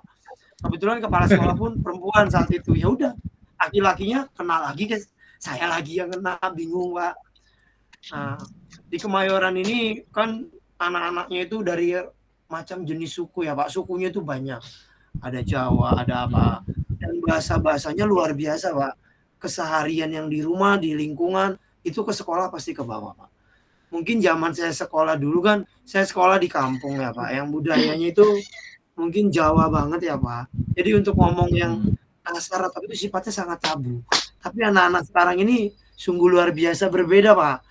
Saya pun kadang bingung bagaimana memberikan punishment, salah dibilang punishment, memberikan bimbingan akhirnya kan Pak. Karena bahasa yang satu ini kasarnya mungkin dulu hanya sekedar ragunan, sekarang pun udah masuk ke verbal gitu Pak ya, itu udah banyak. Itu di SD pun itu udah terjadi Pak, itu luar biasa. Kadang saya sebagai guru olahraga ini dilema Pak, dilema dalam memberikan hukuman. Kalau kita hukum keras nggak mungkin karena anak-anak, kita bimbing pun kadang mengulangi. Belum lagi anak saya di sini hampir 800 Pak, kalau dia udah ngadu Pak sini ngomong kotor, Pak sini ngomong kasar, semuanya begitu. Hampir 800 Pak, karena kita 24 trommel Pak. Ya, dengan satu kelas kapasitas 32 maksimal itu dikali 24 hampir 800-an Pak, 700 sekian. Itu benar-benar luar biasa tantangannya Pak ya. Sudah ASN Pak? Alhamdulillah Pak, saya baru diangkat P3 gelombang pertama Pak saat itu. Oke lah, mudah-mudahan ini sebelum P3K Pak Khairul ini sudah PNS, ini sudah pegawai non stop. Apa nih Pak? Bisa aja Bapak, ya kan, semua P3K berharap PNS Pak. Iya, PNS duluan baru P3K Pak Khairul. Ya mudah-mudahan jadi PNS ASN. Amin Pak. Ya kan. Ya Pak, itu tantangannya yang saya alami Pak. Gitu. Kadang sebelum ini guru penggerak ini luar biasa, sangat membantu Pak, karena ini jadi curahan hati sekaligus dapat masukan juga dari teman-teman cara penanggulangan dengan pemikiran Bapak Ibu guru yang luar biasa yang ada di sini Pak. Itu masukannya luar biasa Pak. Ya itu dari saya Pak ya, mungkin kalau Bapak Papa Dede mungkin saya akan bilang curhat dong Pak gitu ya Pak. Oke Pak. Makasih Pak Wawan. Silakan. Terima kasih Pak Khairul. teman-teman sepertinya Pak Khairul nanti akan dihadapkan dengan materi modul berapa ya, namanya bujukan moral sama D5 etika. Saya agak lupa sedikit. Nah, nanti ada bahasan itu Pak Khairul ya. Pokoknya di guru penggerak ini asik Bapak Ibu ya, asik, dan banyak materi-materi yang tidak kita dapatkan di bangku kuliah. Dan memang materi ini dispesifikasikan atau diberikan untuk jadi kepada calon-calon pemimpin pembelajaran ya. Yang saya garis bawahi teman-teman sekalian tadi, memang dalam hal ini kita agak terlena atau terbuai atau asik dengan metode kita dalam menyampaikan materi pembelajaran kepada anak-anak ya. Kita terlalu pede sebagai pemimpin pembelajaran, padahal anak-anak itu kalau diberi kesempatan menjadi pemimpin pembelajaran juga tampilnya lebih daripada kita ya. Bahkan kita tidak melampaui kita ya, itu. Kalau istilah yang dulu Bapak Ibu namanya tutor teman sebaya ya, tapi kalau sekarang istilahnya pemimpin pembelajaran. Nah, sekali-sekali Bapak Ibu, walaupun itu tidak erat kaitan dengan materi, silakan anak-anak diberi kesempatan seperti itu, memimpin berdoa ya, tampil ke depan, bolehlah seperti ada relevansinya, nggak ada relevansinya seperti itu, nggak apa-apa Bapak Ibu ya. Oke, Bapak Ibu mungkin saya ingin tahu kalau misalnya ada atau Bapak Ibu bisa saya kasih link Jembot ya Bapak Ibu ya. Tidak apa-apa kan ngisi Jembotnya ya. Oke, bentar. Bapak Ibu, ini ada link Jembot ya Bapak Ibu. Saya taruh di apa? Sebentar ya.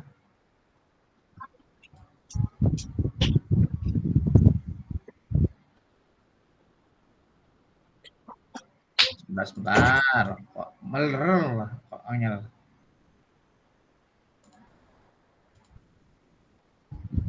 Bentar Bapak Ibu ya.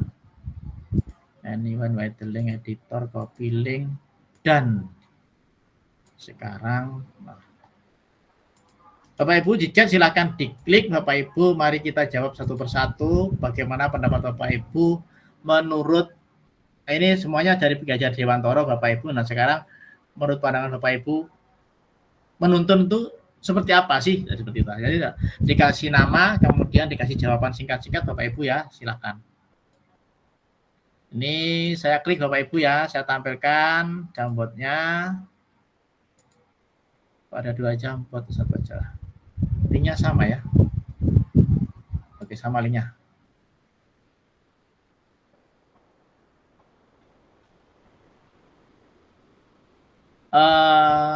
Oke lah, tidak apa-apa. Nah, Mbak Asri. Bapak Ibu kalau mau ngisi, klik sticky note ya. Klik sticky note ini Bapak Ibu ya. Kemudian dikasih misalnya namanya Asri ya, Asri. Nah, kemudian titik silakan dijawab Bapak Ibu ya. Kemudian di save, itu akan muncul seperti ini Bapak Ibu. Nah, ya, akan muncul seperti ini di layar. Nah, oke. Ini saya hapus dulu ya, Mbak Asri ya, Mbak Asri ya. Tak hapus dulu. Nah, silakan sekarang pakai ini Bapak Ibu ya, pakai ini sticky note. Kalau mau jawab, klik ini dulu. Nah, klik ini, kemudian misalnya begini, satu diisi lawan ES. Misalnya saja begini, aduh, mau maaf sih, entar. Menuntun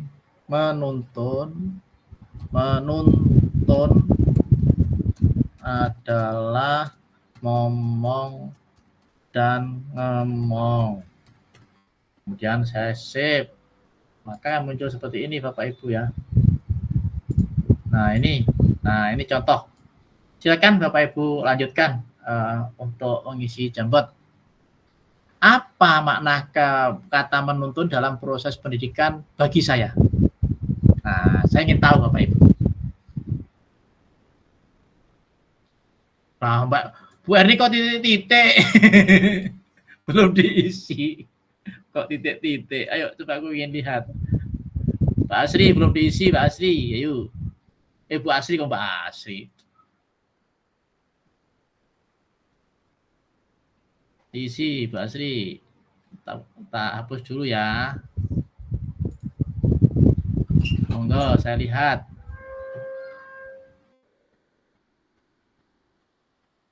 Aku ingin lihat apa. Nah, ini menurut pendapat saya, misalnya seperti ini, menuntun adalah oke. Bu Wahyu menuntun itu membimbing mencapai tujuan. Kemudian siapa ini? Yang merah ini siapa ya? Yang ungu ini ya? Yang pink siapa yang pink? Kalau mau dikasih nama Edit ya, Edit. Oh, Bu Rosalia, oke. Bu Rosalina, menuntun merupakan membersamai, membimbing potensi dasar-dasar anak sehingga menemukan potensi dia. Oke. Pak Khairul belum lengkap. Dilengkapi Pak Khairul, tak pusat dulu. Silakan.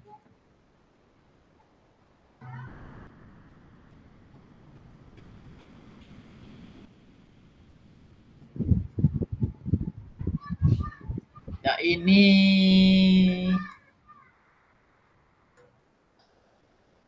nah, oke.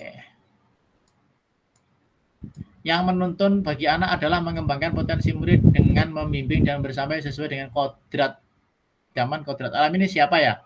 Dikasih nama, bisa diklik ini, kemudian edit ya. Dikasih nama ya. Oke. Ini tak taruh sini. Yang menuntun dalam bahasa Jawa adalah nuntun, menggandeng mereka, motivasi. Oke. Bu Eni. Menghargai fitrah potensi. Oke. Dia menuntut adalah mendampingi anak dalam setiap proses yang dilaluinya. Oke. Bu Dini menuntut adalah oke. Terus ini Budi Ramawati menuntut adalah mendampingi, menemani siswa. Oke. Ini yang kosong sinten ini?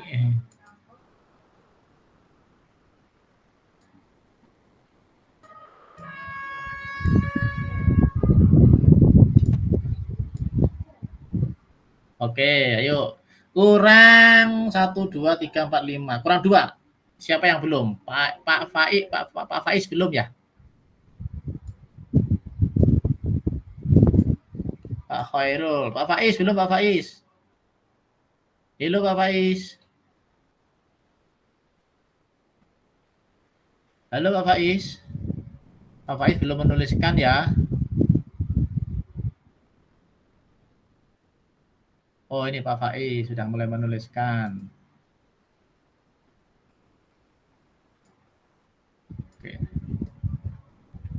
Oke. Bapak Ibu, saya ingin satu aja. Bapak Ibu ingin menjelaskan apa yang Bapak Ibu tuliskan di jemput ini. Siapa yang bisa menjelaskan? Atau yang berani menjelaskan? Tadi ada yang belum anublas siapa ya? Sebentar. Yang belum berbicara sama sekali tadi. Mbak Asri Anita. Bu Asri Anita belum. Ayo Bu Asri Anita. Silakan menjelaskan yang Bu Asri tuliskan di Jamboard ini. Silakan Bu Asri. Bapak. Assalamualaikum. Selamat sore semua. Apa lemas tuh Bu? Iya Pak, pusing. Minum Bu. Udah minum Pak.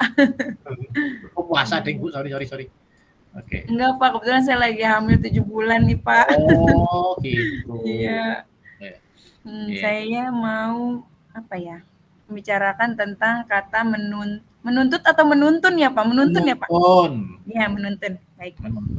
Menuntun dalam proses pendidikan menurut saya adalah sama seperti yang tadi Bapak udah jelaskan, yaitu membersamai dan mendampingi anak-anak dalam proses pembelajaran, di mana setiap anak itu terdapat kodrat yang telah dibawa oleh anak sejak lahir. Ya, agar anak-anak dapat mencapai keselamatan dan kebahagiaan yang setinggi-tingginya sebagai manusia dan sebagai anggota masyarakat. Oke. Apalagi ya Pak? Terus cukup Bu, nanti tidak kuat itu nanti. Terima kasih Bapak. Pesan berarti 2 bulan lagi Bu ya, ini bulan apa? Bulan Maret, April, Mei Bu ya? Mei ya. Udah. Nanti apapun yang terjadi Ibu harus tetap ikut. Insya Allah Pak. Tidak harus aktif ya, tidak harus aktif ketika proses melahirkan ya. Karena pernah kejadian Bu di Sragen ketika itu saya CGP anak 4 sampai anaknya itu dikasih nama Binar karena anak ibunya itu sering ikut webinar dengan saya. Jadi, untuk ingat saya kasih nama Binar itu, ingat. Jadi apa? Namanya siapa? Binar. Apa? Nah, sering webinar Pak. Oh ya wis, seperti itu. Ini ya Pak. Itu pengalaman aja Bu ya. Oke. Sekarang saya ingin jawaban yang kedua. Nah, bagaimana kata menuntun saya manai dalam konteks sosial budaya di daerah saya? Nah, kemudian apakah yang saya dapat lakukan untuk mewujudkan pendidikan anak dalam konteks sosial budaya di daerah saya? Coba silakan. Nah, yang maksudnya begini Bu, menuntun di daerah Ibu itu artinya sama dengan apa? Gitu loh Bu. Bapak Ibu ya. Menuntun di daerah Ibu itu artinya sama dengan apa? Apakah gendong? Ya. Apakah apa ya? Mikul? Nah, apakah menyeberangkan jalan? Nah, itu Bapak Ibu. Jadi dipersilakan menuliskan Bapak Ibu jawabannya di Jambot. Di jawaban yang kedua. Silakan Bapak Ibu. Klik sticky note ya. Silakan.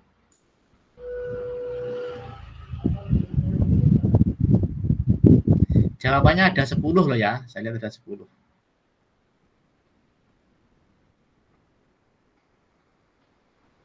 Silakan di oke.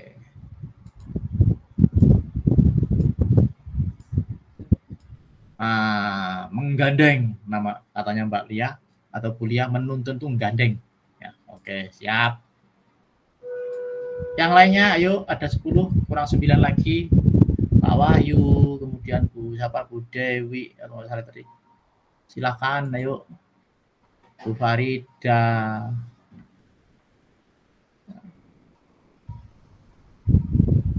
Pak Khairul, ayo silakan. Nah, ini siapa lagi nih? Menuntun di daerah saya menggandeng dengan berpegang tangan. Oke. Makasih Pak Wahyu.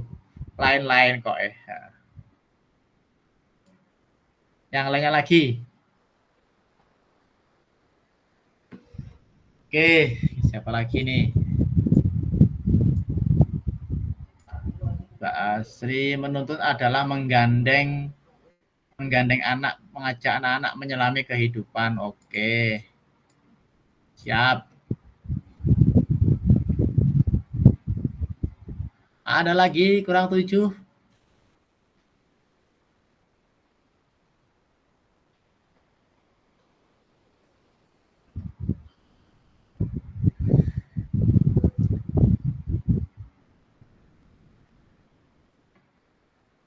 Ya, kurang 7 silahkan. Oke, siapa ini? Menuntun adalah bersama-sama satu rasa. Bu Rosalina, oke. Bapak, izin tanya. Linknya sama atau beda ya, Pak? Sama, Bu. Buat nulisnya, sama ya? Sama. Cuma jawabannya ada klik yang atas tuh Bu, yang tanda panah ke kanan Bu, untuk geser slide berikutnya. Iya, baik. Oh, oke. Iya, bingung ya Bu nyari. Iya. Tulisnya jawaban nomor 1 tadi. Jangan senang digeser-geser, Bu. Ayo, kita ada tanda panah itu kita sekarang menginjak ke lembar yang kedua. Ya. Nanti kalau sudah pakai Padlet lain lagi Bu ya. Nanti saya berharap Bapak Ibu juga terbiasa atau familiar dengan aplikasi-aplikasi itu. Bu Dewi, menuntun itu berpegangan tangan. Oke, terima kasih. Kurang 5.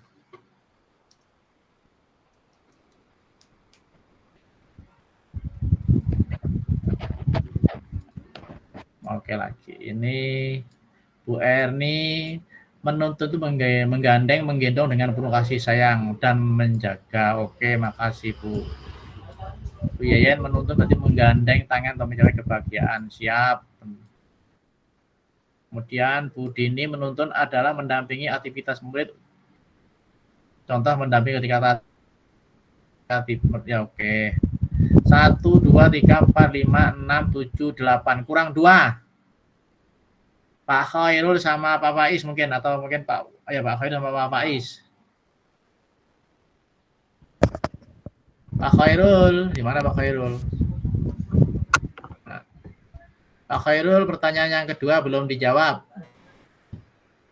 Pak Khairul memang terlalu banyak bergerak ini.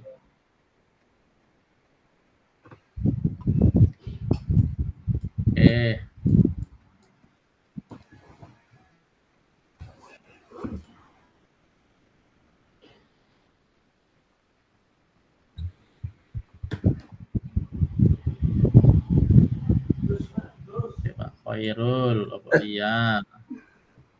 Pak Khairul, mohon untuk menjawab pertanyaan refleksi atau pematik. Oh iya, yang kedua dari Pak Faiz.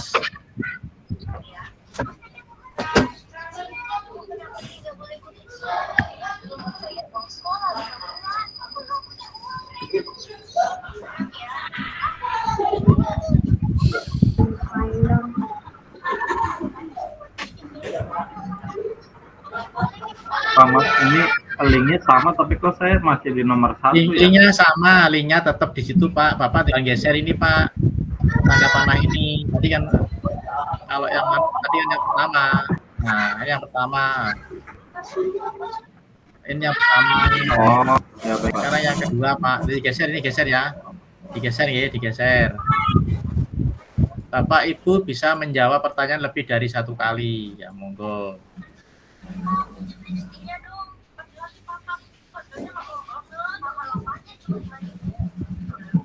Monggo silakan Pak Faiz. Pak Khairul.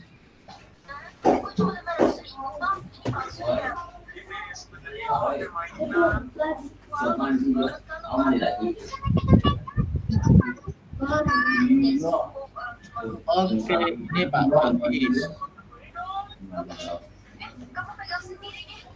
Proses sebagai anak tujuan. Oke, terima kasih.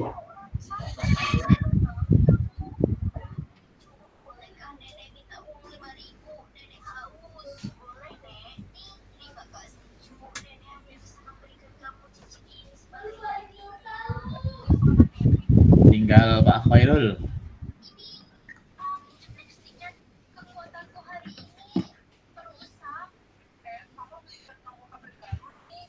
Bagaimana kata menuntun saya maknai dalam konteks sosial budaya di daerah saya? Dan apa yang dapat saya lakukan mewujudkan pendidikan anak dalam konteks sosial budaya di daerah saya? Pak Khairul, linknya di chat Pak Khairul ya, di chat Jimit. Silakan diklik Pak Khairul, chat Jimit. Itu ada di situ. Oke, Pak.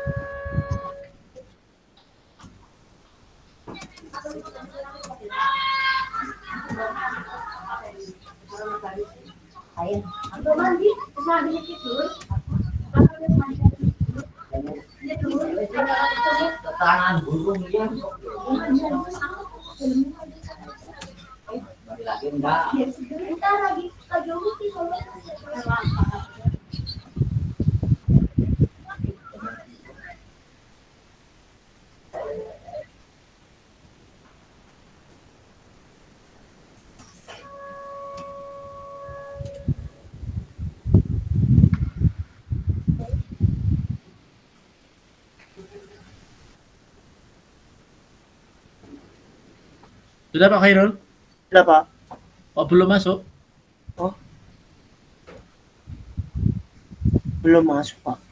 Ya. Ini di mana ya? Aku tadi di 1 loh Pak itu. Oh di 2. Oh iya. Klik 2 Pak Khairul ya, klik 2. Klik 2-nya, oke. Nah, klik ini Pak Khairul. Tadi kan Ya. 1 ya. Iya. Sekarang klik 2 ini Pak. Ya, Pak. Masukkan di sini Pak Khairul ya. Ya, bisa Pak.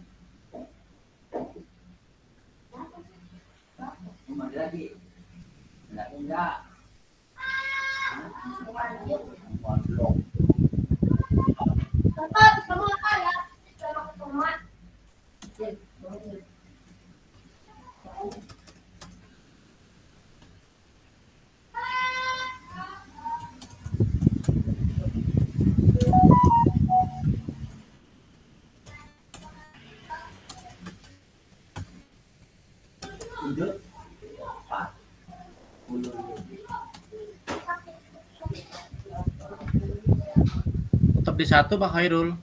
Hah? Udah belum saya save, Pak. Oh, belum sama. Dah sudah, Pak. Oke, makasih. Oke. Teman-teman ada yang bisa memberikan penjelasan satu aja di antara teman-teman? Dari tulisan yang teman-teman dari jawaban yang teman-teman tuliskan di link Jamboard ini.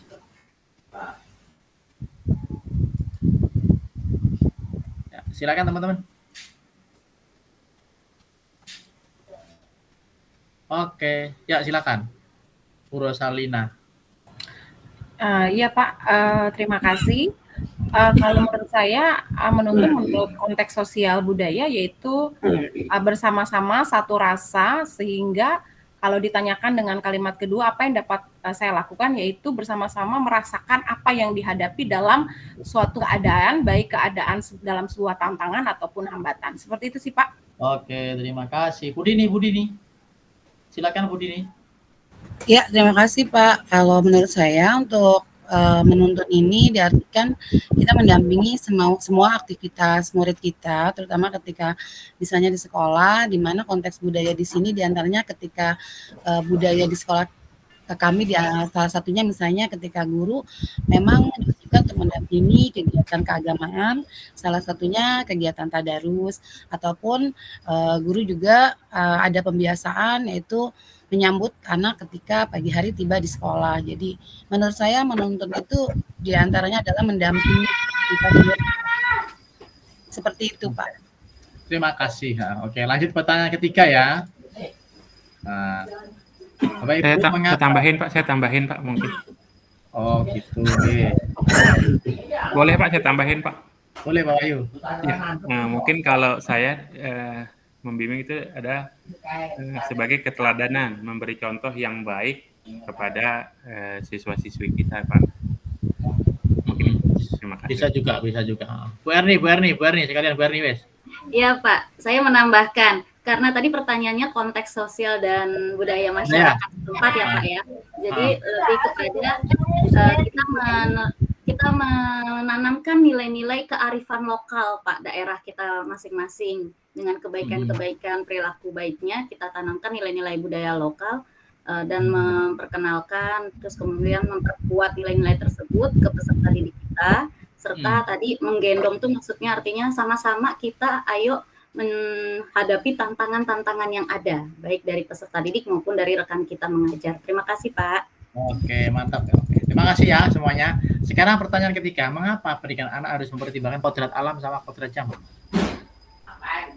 Ya, pertanyaan ketiga ya, sheet yang ketiga ya. Mengapa pendidikan anak harus mempertimbangkan kodrat alam sama kodrat jamak?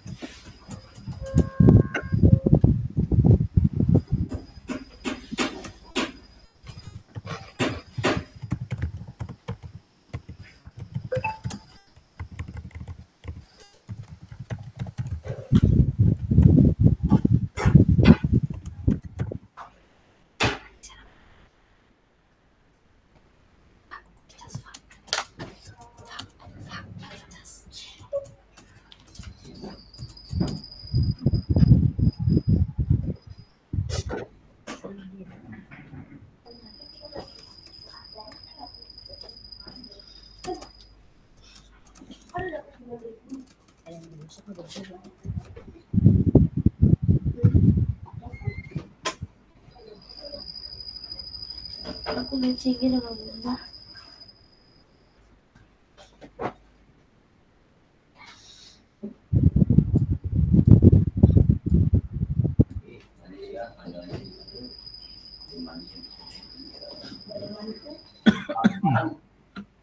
Ya,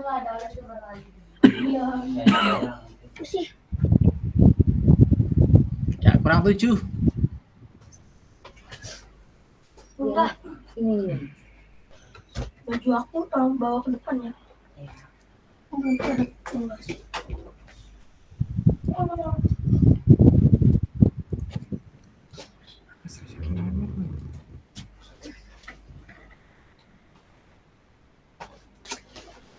Kurang 5. Kurang 6.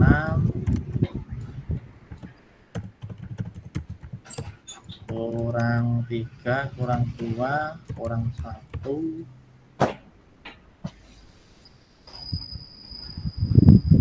1, 2, 3. Oke, genap sudah 10.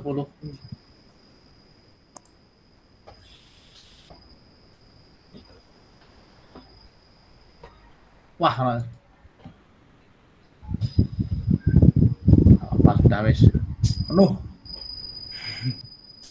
Oke, ada yang bisa memberikan penjelasan 1 atau 2 dari jawabannya? Ya, silakan, Pak Yen. Terima kasih Pak, izin menjawab. Menurut saya kedua faktor tersebut itu adalah faktor pendukung perkembangan individu Bapak, di mana kodrat alam itu kita bisa menggunakan lingkungan sekitar untuk pembelajaran di sekolah. Kemudian kodrat zaman, kita tidak kita harus selalu mengikuti perkembangan teknologi, apalagi saat ini kita tidak bisa tutup mata, kita harus selalu belajar tentang teknologi. Itu jawaban dari saya, Pak. Oke, terima kasih. Ada yang lain lagi, Bapak Ibu? Saya cadangannya habis. Ya, jangan digensa dalam. Oke, kalau tidak ada lanjut. Bu Dina Suti, silakan. Ya, Bapak, menurut saya karena setiap anak itu punya karakteristik yang berbeda-beda, Pak. Jadi mungkin kita sebagai pendidik perlu juga mengembangkan pembelajaran yang memang harus juga melihat karakteristik dan menyesuaikannya dengan kondisi masing-masing karakteristik murid-murid kita dan juga sesuai perkembangan zaman. Seperti itu, Pak. Terima kasih. Pak Faiz. Ya, kalau menurut saya karena setiap anak mempunyai potensi yang berbeda-beda dan kemajuan yang berbeda-beda, dan anak perlu mengikuti perubahan zaman atau ilmu terbaru yang semakin maju ke depannya. Pak Wahyu, silakan. Ya, saya tambahin sedikit Pak. Ya, tadi saya banyak boleh Pak. Sama dengan teman-teman ya Pak. Artinya anak memang punya keunikan dan perbedaan setiap anak yang membantu. Jadi kita mengajar dengan pendekatan yang sesuai. Jadi kita mengajar berbeda-beda dengan caranya, kita tergantung sesuai dengan keunikan masing-masing. Nah, untuk yang zaman memang tingkat zaman mungkin kita sudah rasakan ya. Dulu mungkin saya ngajar di tahun 2009 dengan sekarang ngajar di tahun 2023 memang anaknya beda-beda, tidak bisa disamakan dengan saya ngajar ketika saya ngajar dulu di awal-awal saya mengajar ya Pak. Terima kasih. Oke, terima kasih. Cukup ya Bapak Ibu, kita lanjut aja ya sampai keempat, nanti kita refleksi bersama-sama ya. Oke, yang keempat, apa relevansi pemikiran KHD bahwa sesungguhnya pendidikan itu harus menggambar kepada murid dengan peran saya sebagai pendidik? Ya, silakan. Bagaimana peran Bapak Ibu sebagai pendidik ketika Bapak Ibu harus melakukan proses pembelajaran atau pendidikan menghamba kepada murid? Apakah selama ini Bapak Ibu mengimplementasikannya benar atau tidak? Saya kurang tahu. Baik. Oke. Silakan. Oke.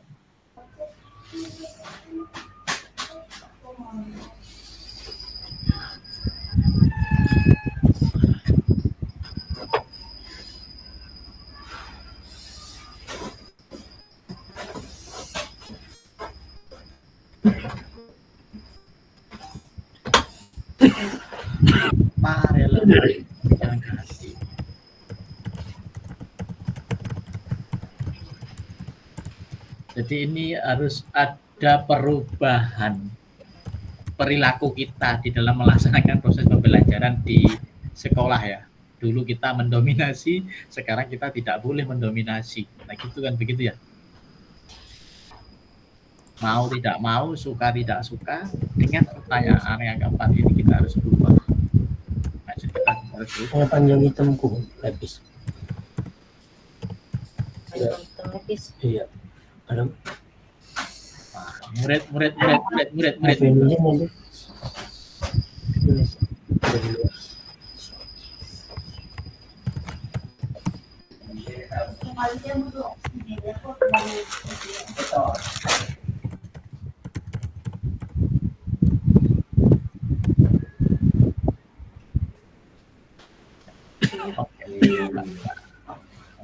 Pendidikan harus berpihak kepada anak, sesuaikan dengan kebutuhan anak, betul. Guru utama meningkatkan motivasi minat belajar murid karena guru harus mampu memenuhi kebutuhan murid untuk mencari kebahagiaan. Oke. Bersama siswa terus pada murid dan sekali dengan kebutuhan murid. Oke. Pendidikan harus berpusat pada murid bukan pabrik. Itu aja deh. Udah sama kaos krem. Kurang dua. Pak Khairul, Yayan, Erni, Lia, Asri, Mas Faiz, Pak Faiz sama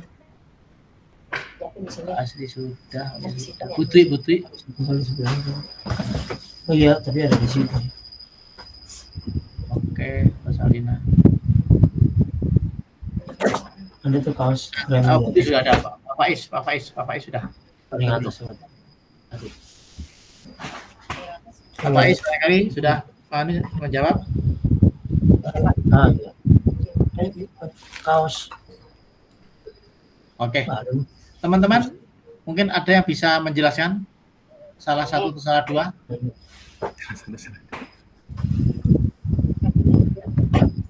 Mangga. Ya, Bulia. Begini. Yang mau akan menyampaikan atau menjelaskan, Bulia, Budini, Budini, Mas Monggo bergantian. Siapa dulu, Sweet?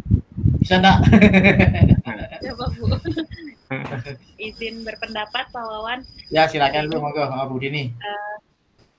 Saya lihat untuk pendidikan yang harus menghamba kepada anak, maksudnya di sini pendidikan berkepada anak sesuaikan dengan kebutuhan anak.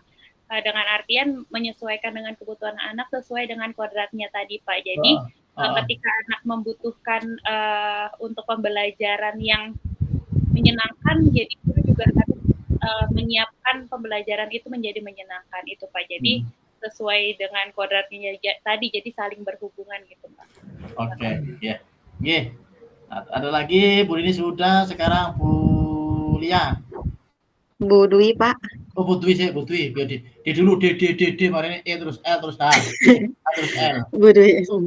Baik, izin berpendapat Pak. Pendidikan harus menghamba kepada anak.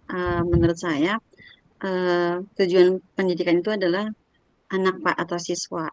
Jadi terpusat pada siswa, segala sesuatu yang dilakukan itu berdasarkan kebutuhan siswa, bukan lagi kepada pendidik gitu, target pendidik atau kepuasan pendidik atau yang lainnya berdasarkan kepentingan pribadi gitu Pak. Jadi tidak bisa lagi mengajar dengan cara diktator gitu Pak, keras, terus serem ya Pak ya, di kelas marah-marah terus gitu. Tidak bisa lagi karena sekarang lebih terpusat kepada siswa. Lihat kebutuhan siswa, anaknya butuh apa nih gitu. Nah, itu kita yang menyediakan itu Pak menurut saya. Bu Erni, silakan. Ya, baik Pak. Jadi saya menulis di situ pendidikan menghamba kepada anak, artinya pendidikan yang berorientasi kepada 3M. Murid, dan murid. Yang pertama adalah kita harus merubah paradigma mindset kita yang tadinya guru center menjadi student center. Ya, betul. Ya, karena sumber belajar bisa dari guru dan juga bisa dari murid kepada kita sebagai guru. Kemudian yang kedua yaitu menciptakan suasana belajar yang nyaman, aman, dan menyenangkan. Kemudian yang ketiga, yang paling penting juga adalah memberikan tanggung jawab Pak. Jadi kita memerdekakan belajar peserta didik, tetapi kita juga harus menyertakan tanggung jawabnya kepada mereka, sehingga ketika mereka diberikan tanggung jawab, mereka akan berpikir secara kritis bahwa segala sesuatu ada konsekuensinya. Oke, terima kasih. Iya, terima kasih Pak. Siapa? Ini nih seru nih Pak, nomor 4 ini seru loh Pak. Asli, ini lagi booming, lagi viral soalnya Pak. Ya, kan dimana menghamba kepada anak gitu Pak ya kan. Sebelumnya itu kan guru jadi senternya Pak ya, jadi bisa dibilang gurunya yang memerintah, anaknya yang banyak bekerja gitu kan Pak. Meme sekarang kebalikannya ya kan, kurikulum merdeka katanya kan, gurunya belajar anaknya merdeka gitu ya Pak. Meme-nya sekarang kan banyak Pak ya kayak gitu. Nah ini terjadi nih Pak di olahraga, termasuk saya mengalami ya Pak saat itu ketika saya masih sebagai seorang murid ya. Guru saya itu cuma kasih bola, entah gurunya di mana, saya hanya main bola gitu loh Pak. Padahal nggak semua anak suka main bola kan gitu Pak ya. Ya betul. Nah berarti itu Pak ya, akhirnya yang perempuannya lebih milih panas, mendingan ke kantin makan mie ayam gitu loh Pak. Kalau ini kan kita menyesuaikan dengan kebutuhan anak. Salah satu di olahraga itu kan kebutuhan anak adalah gerak ya Pak, tapi tidak boleh lepas dari TP-nya ya Pak, tujuan pendidikannya gitu loh Pak ya. Jadi ini memang kreativitas guru sangat dituntut dengan luar biasa, mengikuti perkembangan yang ada, bahkan tugas betul ya Pak, bahkan tugas-tugas itu sekarang bisa melalui medsos ya Pak ya, baik TikTok atau apapun lah yang biasa anak-anak gunakan, Instagram dan lain-lain, itu bisa dijadikan tugas. Termasuk saya senamnya juga sekarang udah tidak memodalkan senam PGRI, tapi udah banyak senam yang disesuaikan dengan perkembangan gerak anak, yang penting tujuannya tercapai, kebutuhan gerak anak tercapai. Ya intinya adalah kita membimbing apa ya, intinya kita tetap menuntun anak-anak tapi sesuai dengan tujuan pembelajarannya Pak. Seperti itu Pak. Makasih. Terima kasih Pak Faiz. Halo Pak Faiz. Ya Pak, terima kasih. Ya apa pendidikan harus menghamba kepada anak ini. Target saya itu memberikan kebebasan kepada anak untuk berpendapat atau mengeluarkan ekspresinya saat di sekolah ya Pak. Jadi kita tetap pantau, tetap kita jaga, kita saring mana ekspresi atau bentuk kritis masukan yang siswa lakukan di pembelajaran itu tetap kita pantau dengan tujuan proses pembelajaran yang tercapai. Terima kasih. Oke, makasih. Oke. Teman-teman, tidak terasa waktunya hampir 2 jam. Tidak terasa waktunya hampir 2 jam. Iya, bener Pak. Lanjut Pak, 2 jam lagi Pak. Tidak apa-apa, ibu-ibu nanti sambil nunggu maghrib Pak. Ya. Ibu-ibu diceramain nanti pulang sama suaminya nanti. Saya belum pulang nih Pak, masih di sekolah. Oh masih. Ini termasuk PLA. Kalau LSM Pak ya, PLO ya. PLO itu pasukan laliomah atau pegawai laliomah, rupa rumah maksud saya. Kalau LSM itu bukan lembaga swadaya masyarakat Pak ya. Kalau kita pulangnya sampai malam-malam itu karena lembur ya, lembur sampai malam, singkatannya begitu saya. Gitu. Oke. Jadi kalau misalnya Bapak Ibu datangi LSM, di sini banyak teman-teman itu LSM semua itu gitu aja. Taunya singkatannya teman-teman tukang lembur ya sampai malam ya. Atau Sabtu Minggu ya gitu ya. Enggak apa-apa, itu singkatan aja Bapak Ibu untuk mengecoh orang-orang yang mengacau kita. Bapak Ibu sekalian, luar biasa penampilan Bapak Ibu kelompok kelas 30 ya. Nah, saya terus terang saja dengan apa yang Bapak Ibu sampaikan kepada saya juga ingin lihat kayak apa sih sekolah Bapak Ibu itu sebenarnya, gitu aja ya. Mudah-mudahan nanti ketika Loka 7 ya, saya bisa berkunjung di tempat Loka, bisa bertemu dengan Ibu, Bapak Ibu semua.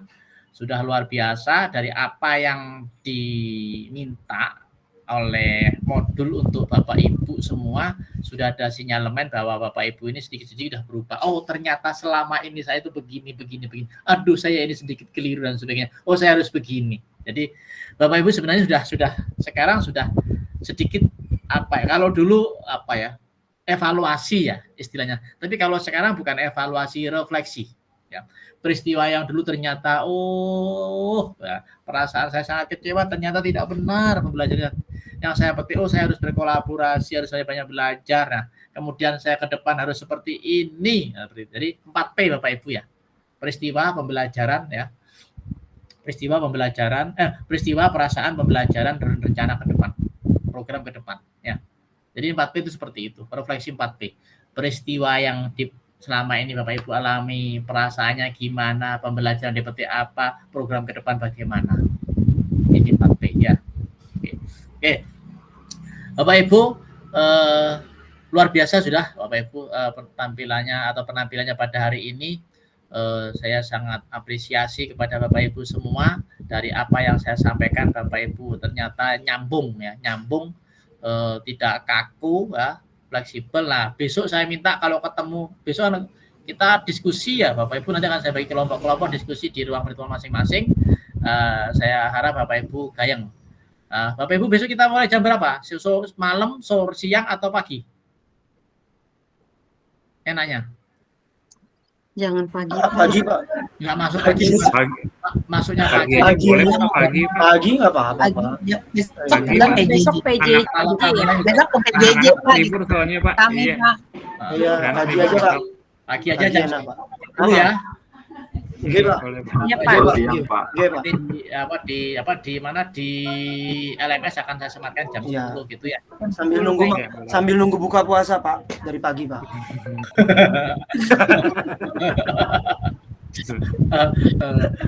Mohon maaf Bapak Ibu, ini tentu saja dalam konteks ini saya tidak akan memutarkan adzan maghrib. Saya takut nanti Bapak Ibu langsung makan minum. Jadi itu makanya kemarin di grup fasilitator itu ribut kaitannya dengan link dan akun ya, karena harus kita ngerekam. Saya soalnya seperti itu. Asal bisa diputarkan masih adzan maghrib nggak masalah sampai begitu. Kalau nggak bisa di masalah. Oke. Yang pertama tadi sudah oke, yang kedua sudah oke, ketiga oke, yang keempat Bapak Ibu memang apa yang harus kita lakukan selama ini memang keliru. Kita harus menghamba kepada murid, itu berarti kita bukan berarti enggak. Kita harus memenuhi kebutuhan murid. Ayo udah manggil. Di sekolah itu banyak murid yang datang dengan kesulitan-kesulitan atau tantangan-tantangan. Nah, setidaknya Bapak Ibu harus bisa membaca apa yang dialami oleh murid itu, kemudian Bapak Ibu melakukan komunikasi agar dapatnya dengan keberadaan Bapak Ibu ini murid-murid betul-betul terbantu. Artinya, wah ternyata saya sekarang disayangi oleh Bapak Ibu guru. Tidak ada yang namanya kekerasan, tidak ada yang namanya intimidasi. Terus saya itu mumet tambah dimarahi, karena sekolah kan bukan bukan kantor polisi Bapak Ibu ya. Jadi di sekolah itu sebenarnya penuh dengan kasih sayang, tidak ada yang namanya marah, apalagi ngamuk ya. Tidak ada seperti itu. Semuanya harus kita kelola menjadi positif dan produktif. Itu aja Bapak Ibu sementara dari saya. Mungkin sebelum kita akhiri, barangkali dari Bapak Ibu ingin menyampaikan sesuatu, dipersilahkan. Yuk silakan Bapak Ibu sudah. Untuk besoknya biar kita rame. Nah, biar kita rame. Silakan Bapak Ibu. Ya Bu Dini Astuti, monggo Bu Dini. Ya, terima kasih Pak Wawan. Alhamdulillah Pak, saya hari ini di Rukol pertama ini banyak mendapatkan pencerahan sekali. Apalagi dengan metode Pak Wawan di sini terus terang Pak, santai tapi dapat pembelajarannya gitu. Terus kemudian teman-teman yang luar biasa ya dengan berbagai macam pengalaman ya, kemudian juga pembelajaran juga, dan pastinya banyak juga inspirasi yang bisa sama-sama kita pelajari dan kita ambil. Dan ini pastinya sangat bermanfaat banget buat kita yang mungkin nggak kita dapatkan di tempat kita bertugas, tapi dari kita di sini Rukol kita bisa mendapatkan inspirasi. Dan mudah-mudahan untuk selanjutnya masih banyak lagi pastinya Pak pencerahan-pencerahan. Terima kasih Pak Wawan dan terima kasih juga teman-teman semua. Oke, Bapak Ibu, kata-kata untuk panjenengan: maju jadi pahlawan, diam jadi pengecut, mundur jadi pengkhianat. Ayo mau gimana? Mau jadi apa? Mana kira-kira? Jadi maju akan jadi pahlawan, diem sebagai pengecut, mundur sebagai pengkhianat. Nah, maju aja ya Pak. Maju aja. Ya. Jadi tapi kalau yang suka mancing nggak berani maju Pak. Kecebur bang. Kecebur Pak. Oke, itu kata-kata yang pertama Bapak Ibu. Nanti satu saat akan saya sampaikan lagi untuk bisa mencampur diri kita untuk bisa lebih selalu semangatnya. Kita tidak boleh. Kemarin saya menyampaikan materi di hadapan CPP Jakarta Barat ya, di Hotel Novotel Mangga 2 itu ya. Saya sampaikan kepada beliau-beliaunya, Bapak Ibu, pekerjaan kita nanti selama 6 bulan, apapun yang terjadi, Bapak Ibu tidak boleh sambat. Apa sambat itu Pak? Mengeluh, bilang gitu aja. Pokoknya tidak boleh mengeluh. Kalau gini-gini, ada gini-gini, tidak ada andai-andai, harus bisa. Nah, gitu sudah seperti itu. Jadi biar mereka punya komitmen, ya, punya komitmen dan punya prinsip. Jadi kalau misalnya jika nanti begini, itu negatif sudah ya. Itu bujukan setan kalau saya mengatakan. Jadi nggak usah seperti itu sekarang. Kita harus selalu positif. Karena yang positif itu akan bisa membangun ya, dan bisa akan lebih menguntungkan. Oke, Bapak Ibu ya. Kurang lebihnya saya mohon maaf ya. Salam untuk keluarga. Salam guru penggerak ya. Guru penggerak selalu bergerak, tergerak dan mampu menggerakkan. Assalamualaikum warahmatullahi wabarakatuh. Waalaikumsalam warahmatullahi wabarakatuh. Hati-hati di jalan. Di jalan. Jaga keselamatan dan jaga. Terima kasih. Iya, guru penggerak. Bergerak, menggerakkan. Semangat.